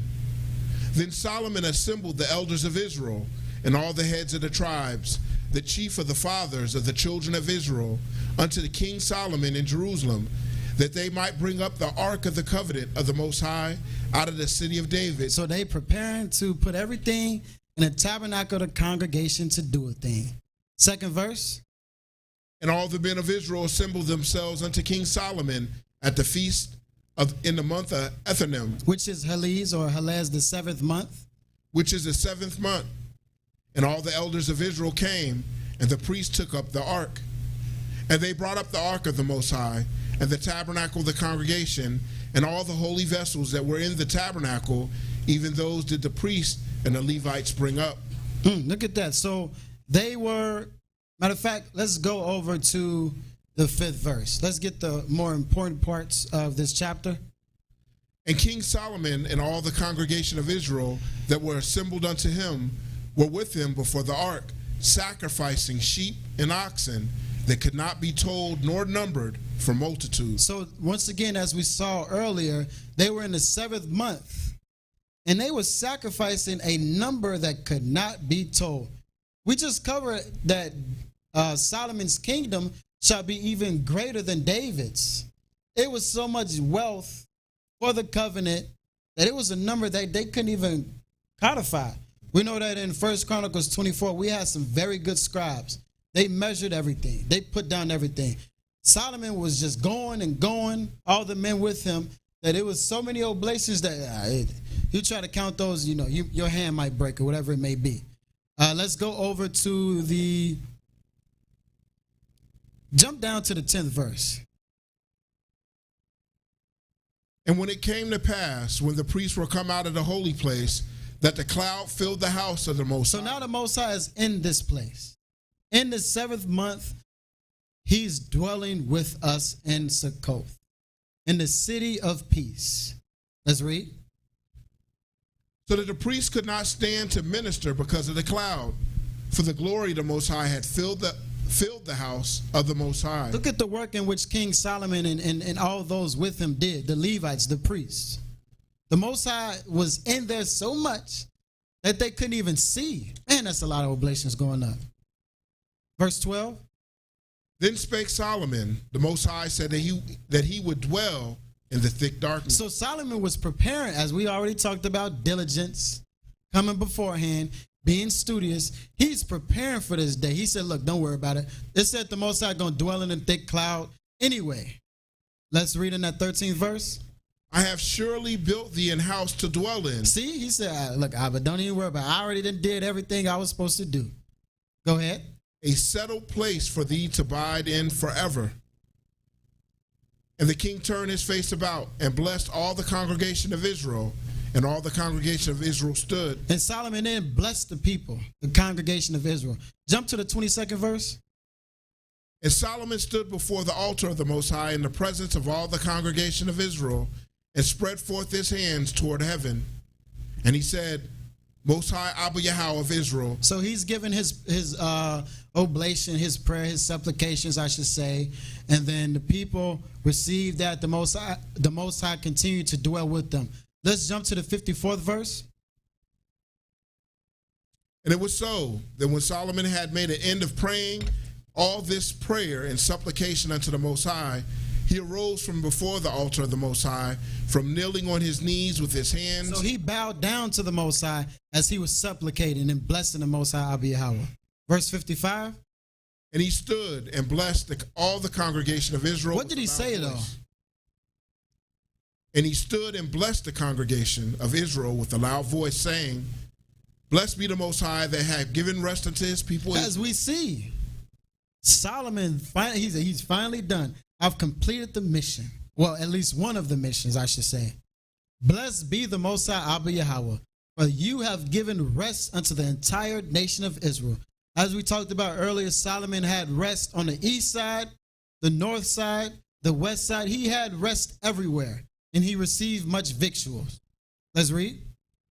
According to all that he promised, there has not failed one word of all his good promise, which he promised by the hand of Moses his servant. Verse 57. You could jump for the second time. Jump down to the 62nd verse. And the king and all Israel with him offered sacrifice. Look at that. Everybody offered sacrifice. It says, and the king and all Israel and the nations that tether themselves their own sacrifice before the Most High. Let's read. Verse 63. And Solomon offered a sacrifice of peace offerings, which he offered unto the Most High, 22,000 oxen. 22,000 oxen on one day. This we only talk about one day. You look on Google, do the math on that. What would be how much in monies is 22,000 oxen? Let's read. And 120,000 sheep. We're not just talking about animals that we just store up in our farm. We're talking about animals that's just being used for sacrifice. 120,000 sheep. What it sounds like to me, Solomon just offered up $100 billion worth of crops. This is amazing. That's why they couldn't see. It was too much smoke. The Most High was well pleased. And not only was he well pleased, Solomon showed himself studious on, look, this is how you keep a feast. This is how you host a feast as we all dwell in the city of peace. Everybody's commanded to come up here. Everybody is commanded to come to Sukkot. I understand it's going to be crowded and it's going to be packed, but you find a spot, you pitch your tent, and you give up these oblations. That's what was going on in the biblical times when Solomon was keeping his feast. Solomon was giving up so many oblations, he might have been showing out at that point. Hey, we how many more we got? You got 200 more thousand? Let's do it up. Let's give it up. Let's read. Verse 64. The same day did the king hallow the middle of the court that was before the house of the Most High. For there he offered burnt offerings and meat offerings and the fat of the peace offerings, because the brazen altar that was before the Most High was too little to receive the burnt offering. That's what we just said. He was giving up so many oblations, he had to make another section, essentially a side section, to give up more oblations. He was showing out. And that's what we should be doing in this Feast of Unleavened Bread, giving everything to the Most High Abba Yahweh. Absolutely everything, just like Solomon. Let's read. And at that time Solomon held a feast, and all Israel with him, a great congregation, from the entering in of Hamath unto the river of Egypt, before the Most High Abba. So Solomon held a feast so great that it didn't even last the regular 8 days. He started in the first day of the 7th month, as we saw earlier. That's when the Most High first came down. And then Day of Atonement, of course. Then Feast of Tabernacles. It says 7 days, and even 7 days, 14 days. So Solomon was doing something marvelous. Verse 66. On the 8th day he sent the people away, and they blessed the king, and went unto their tents joyful and glad of heart, for all the goodness that the Most High had done for David his servant, and for Israel his people. So as we see here, they were in tents. But as they gave up those oblations, they made their way to the temple to do what? To give up those peace offerings, those thanksgiving offerings to the Most High Abba Yahweh. And just for the naysayers, I know we've been in the Old Testament and Apocrypha for a good period of time. Let's go over to Acts 26, AP Yasiala, and let's discuss the same feast, the Feast of Tabernacles. In the summer season, it'll be the Feast of Unleavened Bread in the New Testament, or what we know as the New Testament, which is the history on the New Covenant after the Messiah, the Prince. So then you can't say no longer, man, the Feast of Tabernacles, we're not supposed to be doing that no more. Oh, we're not supposed to do that? We're not supposed to keep the Feast of Weeks? Let's get that. Acts 20 and 6, and then go on to the, read on to the 10th verse as well. Acts 26 and 20 verse 6, I should say. And we sailed away from Philippi after the days of unleavened bread. There it is. There it is right there. After the days of unleavened bread. Priest Rashim, if you can grab Acts 2 and verse 1. Matter of fact, I think it's important, grab Acts 1 and verse 1 first. Let's grab Acts 1 and verse 1. The former treatise have I made, O Theophilus. Lover of wisdom, meaning the lover of the studies of the covenant. Let's read. Of all that Yahushua began both to do and teach, until the day in which he was taken up. He, meaning the Messiah, the Prince, Yahushua. After that, he, through the Holy Spirit, have given commandments unto the apostles whom he had chosen, to keep the feast, render these oblations, heal the sick, the blind, whatever you do, advance the covenant. Verse 3. To whom also he showed himself alive, after his passion by many infallible proofs. After he showed himself alive, after his passion, meaning to come down and consecrate this covenant, not to start a family, not to save the whole world, but to consecrate this covenant of David. Now, as we can see, the Messiah came back and then he said, look, I'm going to give you power. Go to verse 7 real quick. And he said unto them, it is not for you to know the times or the seasons which a father had put in his own power. But pay close attention. Verse 8. But ye shall receive power after the Holy Spirit is come upon you, and ye shall be witnesses unto me both in Jerusalem and in all Judea and in Samaria and unto the uttermost parts of the earth. So he said, look, don't focus on what you're not focused on. Focus on what I'm telling you to focus on. Keep the covenant advanced.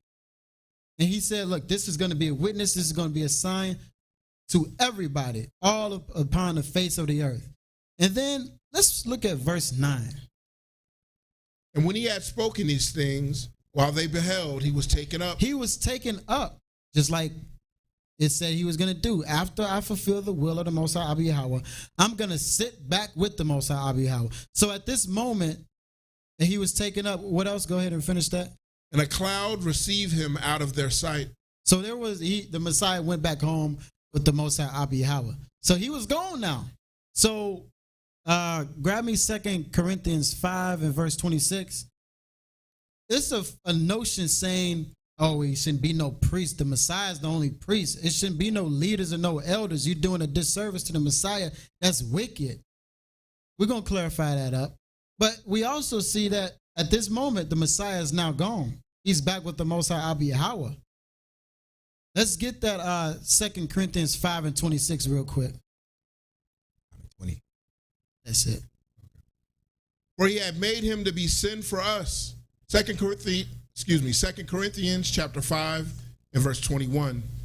For he had made him to be sin for us, who knew no sin, that we might be made the righteousness of Abba in him. Jump up to the 19th verse. To wit, that Abba was in. Matter of fact, let's be a little more patient. Let's jump up to the 17th verse. Therefore, any man being the Messiah, he is a new creature. Old things are passed away. Behold, all things are become new. So this is referring to the law, how we give up oblations, no more physical.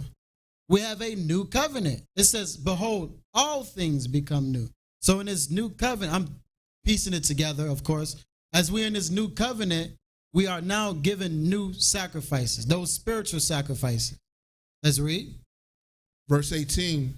And all things are of Abba Yahweh, who hath reconciled us to himself by Yahweh Shai the Messiah, and have given to us the ministry of reconciliation. Through the charity, we have the opportunity to always remove sin. Jump to that 20th verse. Now then, we are ambassadors of the Messiah. We are ambassadors. So the notion of, oh, it's only one priest, that's it. You're in 100% error. 1,000,000,000% error. You in so much error that you ain't even in the covenant no more. Nor do you want to come in the covenant. That's why you're not in the covenant. But anyway, let's continue reading. As though Abba Yahweh did beseech you by us. Look at this. Pay very close attention to this. As though Abba Yahweh did beseech you by us, by the sent men who came forth, taught you the gospel. You got to hear so that you can believe, so that you then can be saved. Let's read. We pray you in the Messiah's stead. We pray you in the Messiah's stead. Meaning, now that the Messiah is back with the Most High Abba Yahweh, we have the sent men, the consecrated priests, in the seventh covenant in the stead of the Messiah. Let's read.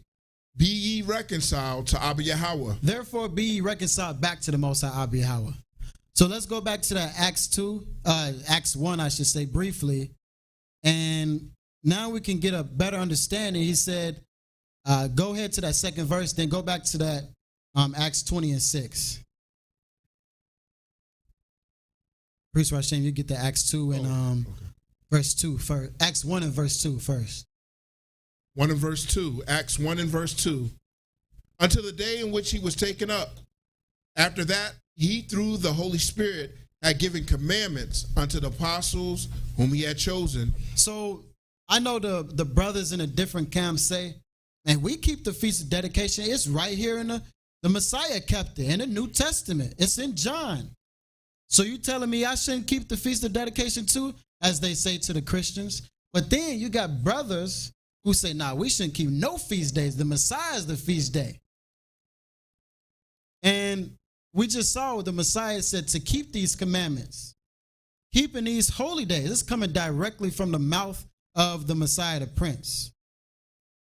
Now let's get to Acts 20 and verse 6. Not only is it matter of fact, real quick, go to the next chapter. Acts 2 and verse 1. Then get to Acts 20 and 6, Yasiala. And when the day of Pentecost was... One more feast. We got the Feast of Pentecost, or the Feast of 50 days. That's what Penta is, the Feast of 50 days. The Feast of Weeks. The Feast of harvesting your crops for 7 weeks. This is after the Messiah. He gave us the charge. So it's no way possible that you can say, hey, you brothers is off. You guys are priests. What's wrong with you? Only the Messiah is the priest. You'd be in error. We can drop that Acts 20 and verse 6. Let's give more evidence, more clarity to all the naysayers saying, there ain't no Feast of Tabernacles. We in a new covenant. Because you got brothers out here who say, and sisters, well, the old covenant is done away with. We're now in a new covenant. Oh, you in a new covenant? All right, let's have a session real quick. Let's break it down. All right. Now, what you think about, the feast days is done, brother. The Messiah finished it. Well, we just clarified by way of the Most High that the Messiah said, keep these holy days, keep these statutes, keep these spiritual sacrifices. Let's get Acts 20 and verse 6. And we sailed away from Philippi after the days of unleavened bread. Ooh, look at that. After the days of the Feast of Unleavened Bread, after the Messiah, Paul is being raised up at this moment.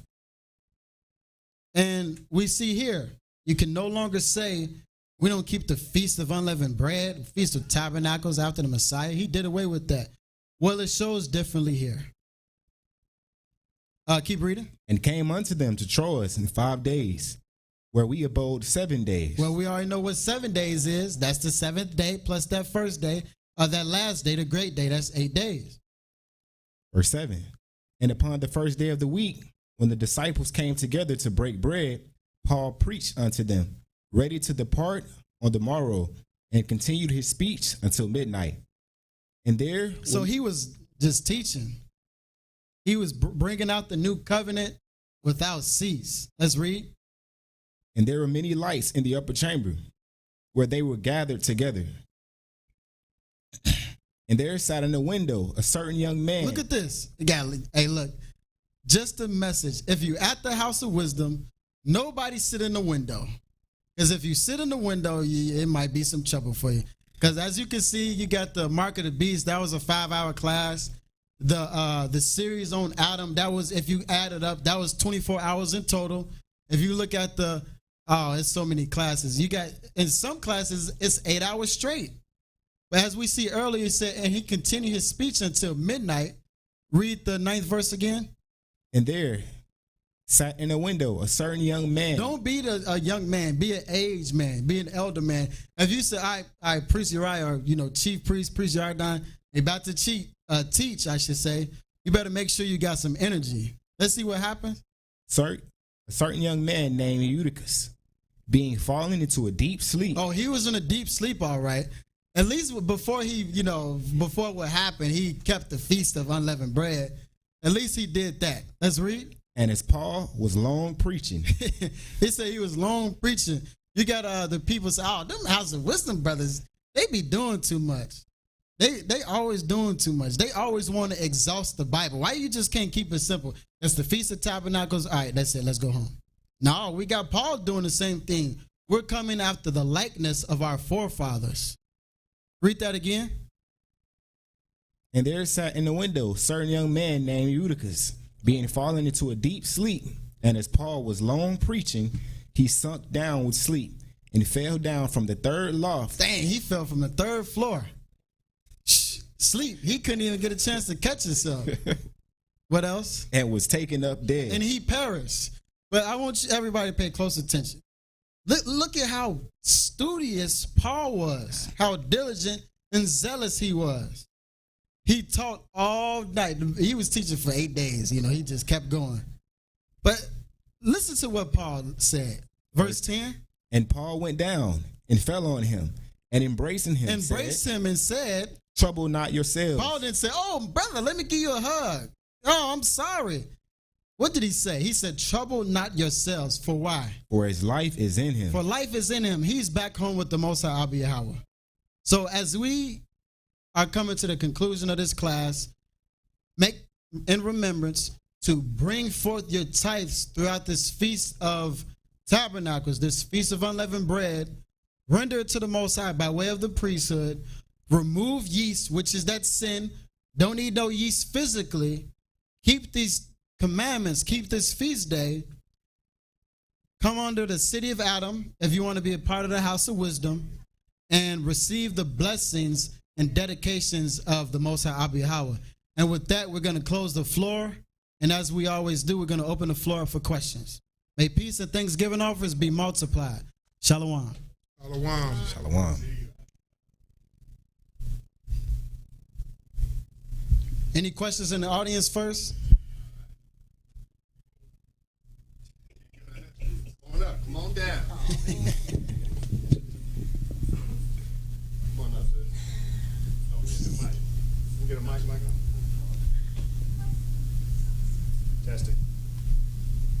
Testing. Oh, we must have left it on. Bear with me 1 second. Got a question? Maybe.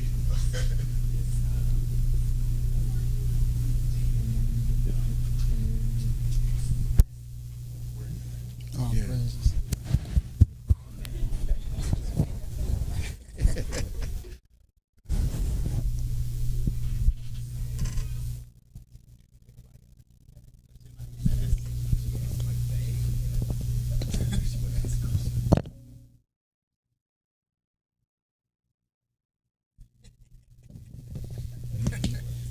Shalom, priest. Shalom. Shalom. All praises to Abba for that exhaustive, excellent class. All praise to the Most High in His Feast of Praises. Tabernacles. Hallelujah. So my question is somewhat simple, because we also know that this week is a week that we rededicate ourselves as the temple of the Heavenly Father. And so what would you give to us in the congregation, how we would do that throughout this week, aside from just not eating leaven or participating in leavenous acts? Khan, if you can grab just a quick example, let's get a few. Let's go back to what we started with in 1 Timothy 2:15. Giving a quick, Priest Rashim, go ahead and grab that. 1 Timothy 2:15. Khan. 2 Timothy. 2 Timothy.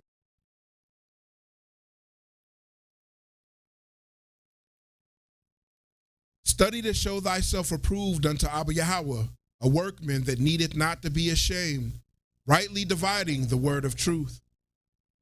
But shun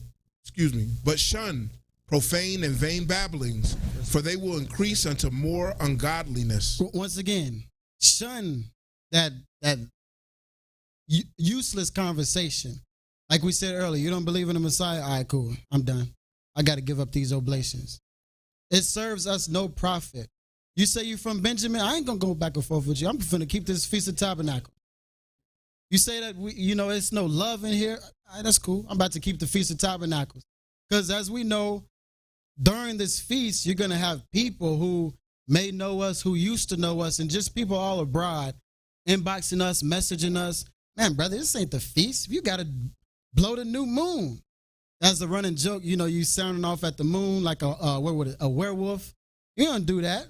All right, all right. Salute to you, brother. Salute to you, sister. Let's move forward. Let's get 1 Peter 4 and verse 7. Let's get a little more understanding.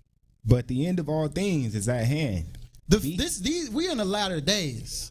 The Feast of Tabernacles is much more important now than ever, because we got to keep these feasts without any spot, 100%, as we're in these latter days, as it's saying. Let's read. Be ye therefore sober. Be ye therefore sober. Watch, removing sin, staying far away from any forms of leaven. Leaven could be any type of thing. You're having a disagreement with your brother, I gotta go. Whatever it may be ye sober. We know that being sober is only following after the orders and the workings of the covenant. Of course, we know, you shouldn't be coming to the feast, giving up oblations, inebriated, but also don't be inebriated off, the philosophies of this world. All right, let's read. And watch unto prayer. Read that again. Verse 7. But the end of all things is at hand. Be ye therefore sober, and watch unto prayer. And above all things, have fervent charity. All right, so be sober, as we just covered, and watch unto prayer. As we already know, that watching is getting those day watches, getting in the night watches, staying diligent, fervent. You got an issue, hop in those oblations. Just don't let sin come in. That's what he's telling us. The end of all things is at hand. Let's just say it said we're at the 5th day. The 8th day is almost at hand. You only got a few more days left. Be sober and watch. And if you know that we're coming on the 8th day, stay in those oblations. Come on, all praises.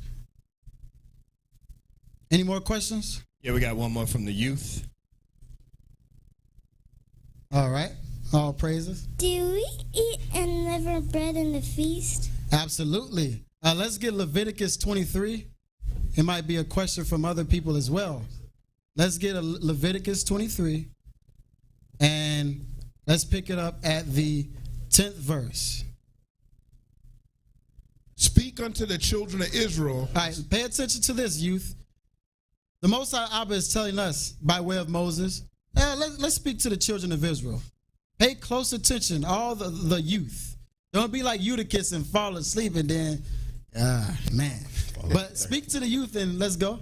And say unto them, when you become into the land which I give unto you, and shall reap the harvest thereof. All right, let's jump down to the 24th verse. Speak unto the children of Israel, saying, in the 7th month, and the 1st day of the month, ye shall have a Shabbat, a memorial blowing of trumpets, and a holy convocation. Ye shall do no servile work therein, but ye shall offer an offering made by fire. All right, there it is. You shall offer an offering. And that offering, as we already know, is that unleavened bread. And it's not that I got me a cracker that's 25 hours old now, which would be unacceptable. Put a little honey on it and then eat it. Oh, I kept the feast of unleavened bread. No, it's that he even waved to the Most High Abba Yahweh. That's the only form of unleavened bread. All right? Anything else? I would like to add as well is that eating unleavened bread is actually eating the sacrifice. I know you covered that and whatnot. But what is totally unacceptable is to go get you a box of matzos, some Manischewitz bread, and some Manischewitz wine. First and foremost, it has been ritually sacrificed by the Khazars. Their little kosher symbol on there means that a Khazarian desert penguin has come and said, "Sugar bish bish yeah, this is acceptable. You now can charge 3 times as much." And so that is a tantamount to going to some false god and going getting some stuff and then going and trying to offer it. And most of our Hebrews, unfortunately, we see, Hebrew script or modern Hebrew, and we think that this is sufficient. This is the closest thing we can get. Stay away from the matzos. Stay away from Manischewitz anything. Especially that, Mogan David, also known as Mad Dog 2020. Mad Dog 2020. It's Passover wine. You know that they're trying to desecrate our feast of the Most High. So, once again, it's not just about arbitrarily eating unleavened bread. The meat offering, this is Hebrew phraseology again. The meat offering, in tandem with the drink offering, was called the unleavened bread. And so, it was saying that you must come all 8 days engaging in sacrifices. So, once again, stay away from the abomination that makes Israel desolate. Yeah, that Mogan David. Got the next question. And just as to add on to what Chief Priest Banyala is saying, that Mogan David in Manischewitz is filled with sugar. It's filled with sugar. And we should be removing that yeast. That's why we're in the feast of unleavened bread. But go ahead with the question.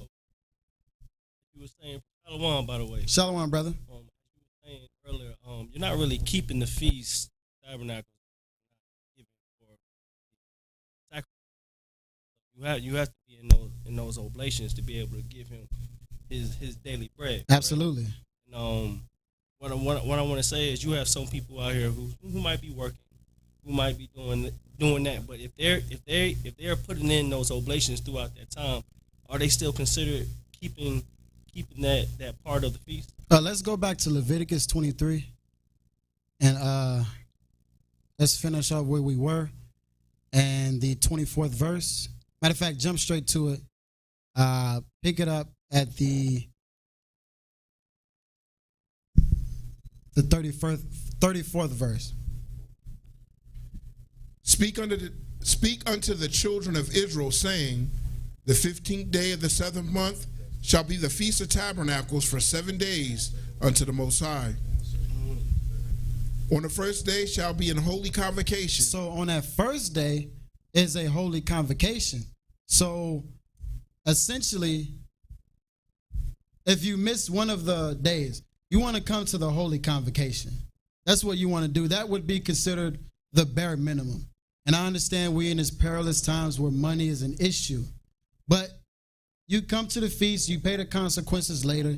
As we've seen with David and Solomon, Abraham didn't have no temple.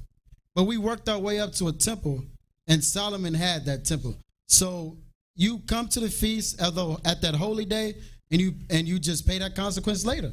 If your job say we're gonna fire you, most I'll give you another one. I'm not saying literally you just forsake your job. I'm just giving an example. I wouldn't recommend nobody quit the job, because in capitalist society we got to eat. But it's beneficial to come on the holy convocations, because that's what's commanded of us. And also we know not to forsake the brotherhood. So if you're down here in wherever the priesthood is gathered together, you should strive and exhaust yourself to get here so that you may be able to dwell with the brothers and sisters. As it says, forsake not the brotherhood. Let's get that real quick. In 1 Peter, what chapter is that? Anyway, it's forsake not the brotherhood. Meaning you come to these feast days and you get some rest, next week or something like that. You go to work, you might be a little tired. The Most High give you that strength. Like I said, I'm not recommending you just quit everything you got. And then you look, man, them brothers at the house, I need $100,000 for I need compensation. No, you just, you do what you can do. Bare minimum, you come to these holy convocations. All right? That's the keeping of this particular, not just this one, but the keeping of this feast. Does it cause the cursed winds to pass over us? Because I do understand that as we're keeping the feast, even as we're keeping the feast, that even though we might not be building the currency of this world, we're building up virtue. So I know virtue is the currency for a blessing. So if that's something, is that something that allows for the cursed winds to pass over us? Absolutely. If you can grab me, Priest Rashim, Exodus 10 and verse 13. And does anybody know what attribute is the east wind in the first month? Anybody know if that's a blessed or cursed wind? The first month? Yep, the first month. It's cursed wind. Cursed wind. Hold me Exodus 14 and verse 20. Go ahead and read that Exodus 10 and verse 13. We're going to pay close attention to this cursed wind. We already know that the first month is indeed a cursed wind. This is the first month of the year, and the cursed winds are for essentially anybody who's behaving wickedly. That's what it's for. All right, let's read that Exodus 10 and verse 13. And Moses stretched forth his rod over the land of Egypt, and the Most High brought an east wind upon the land all that day. Right there. And he brought an east wind upon the land that day. And at this time, they were indeed in the first month as they was coming out of Egypt. We see that in Exodus 12. It shall be a beginning of the months for you. That's what it says in Exodus 12. Let's go over to the Exodus 14. Matter of fact, continue reading on in that. And all that night, and when it was morning, the east wind brought the locust. And the locust went up over all the land of Egypt, and rested in all the coast of Egypt. Very grievous were they. Before them there was no such locust as they, neither after them shall be such. Verse 15. For they covered the face of the whole earth, so that the land was darkened. And they did eat every herb of the land, and all the fruit of the trees, which the hell had So left. the locusts essentially consumed everything that the Egyptians had. Jump to the 16th verse. Then Pharaoh called for Moses and Aaron in haste, and said, I have sinned against the Most High your Abba, and against you. Pay attention to that. Who called? Who confessed this, I should say? Pharaoh. Pharaoh. Let's jump for the second time. Let's jump to the 18th verse. And he went out from Pharaoh and entreated the Most High. Verse 19. And the Most High turned a mighty strong west wind, which took away the locusts. So he stayed that when Pharaoh confessed iniquity, that sin, those evil spirits. He said, let me hold back. Please don't send these curses from the curse wind upon us, the attributes of the curses upon the house of Egypt. Let's continue reading on. And that Exodus, what you got, Yasiala? 14:20. All right, go ahead and read that. And it came between the camp of the Egyptians and the camp of Israel, and it was a cloud of darkness to them, but it gave light by night to these, so that the one camp came not near the other all the night. Verse 21. And Moses stretched out his hand over the sea, and the Most High caused the sea to go back by a strong east wind. That east wind was stayed once again, but it was placed upon the Egyptians for their wickedness. They did not want to hearken to the Most High Abba Yahweh, and the Most High essentially caused more plagues to come upon them. And we know the Red Sea, or what we know as the Red Sea, was parted, and we went into the Promised Land. So just some clarity on that east wind and the curse winds and how it can be stayed. Khan. Also, you began to see how Israel brought branches to the tabernacle. It wasn't the branches that was the focal point, it was the fruit that was attached to the branches. You may see today where people say they bring an olive branch. They bring an olive branch. It represents peace. Why? They're talking about the oil and the peace offerings. This was symbolic with Israel bringing that in. So it is incumbent upon each and every one of you to, wherever you are, near or far, to bring forth your olive branches or your fruit, your tithes, your oil, your corn, your wine, so that it may be used in this feast. You may be across the world, you may be on another continent, but the bread that you sent forth, we used it to make the bread, so you are part and parcel of the oblation. So make sure in this feast that you do not neglect that power, which is being a part. Do your part. You may not be able to be here physically, but definitely let your bread speak on your behalf. Let your wine and your oil speak on your behalf. Also, free will offerings as well. They were building the temple. I don't know if you went through it. I stepped in and out. But Moses, when he was charged to build the temple, he said, go to the people. And they started sending gold and silver, and they brought everything they needed. And Moses had so much, he said, tell the people to stop. This is enough. Stop. This is enough. We got enough. This is words that you will never, ever, ever in your life hear at a Christian church. We got enough money, people. Enough already. You will never hear that. They're greedy dogs. They will never have enough, as the scriptures say. But once again, send forth those things needed so we can continue what you're seeing right here and even more. You know that the expectation is great for the House of Wisdom. So many things. This Bible study should be on the city of Adam as well. Those who want those in-depth breakdowns and understandings, tune into that class, get that course. You know, it's never ending. We also got any more questions in the audience? All right, we'll read a few online. Brother Mike Allah.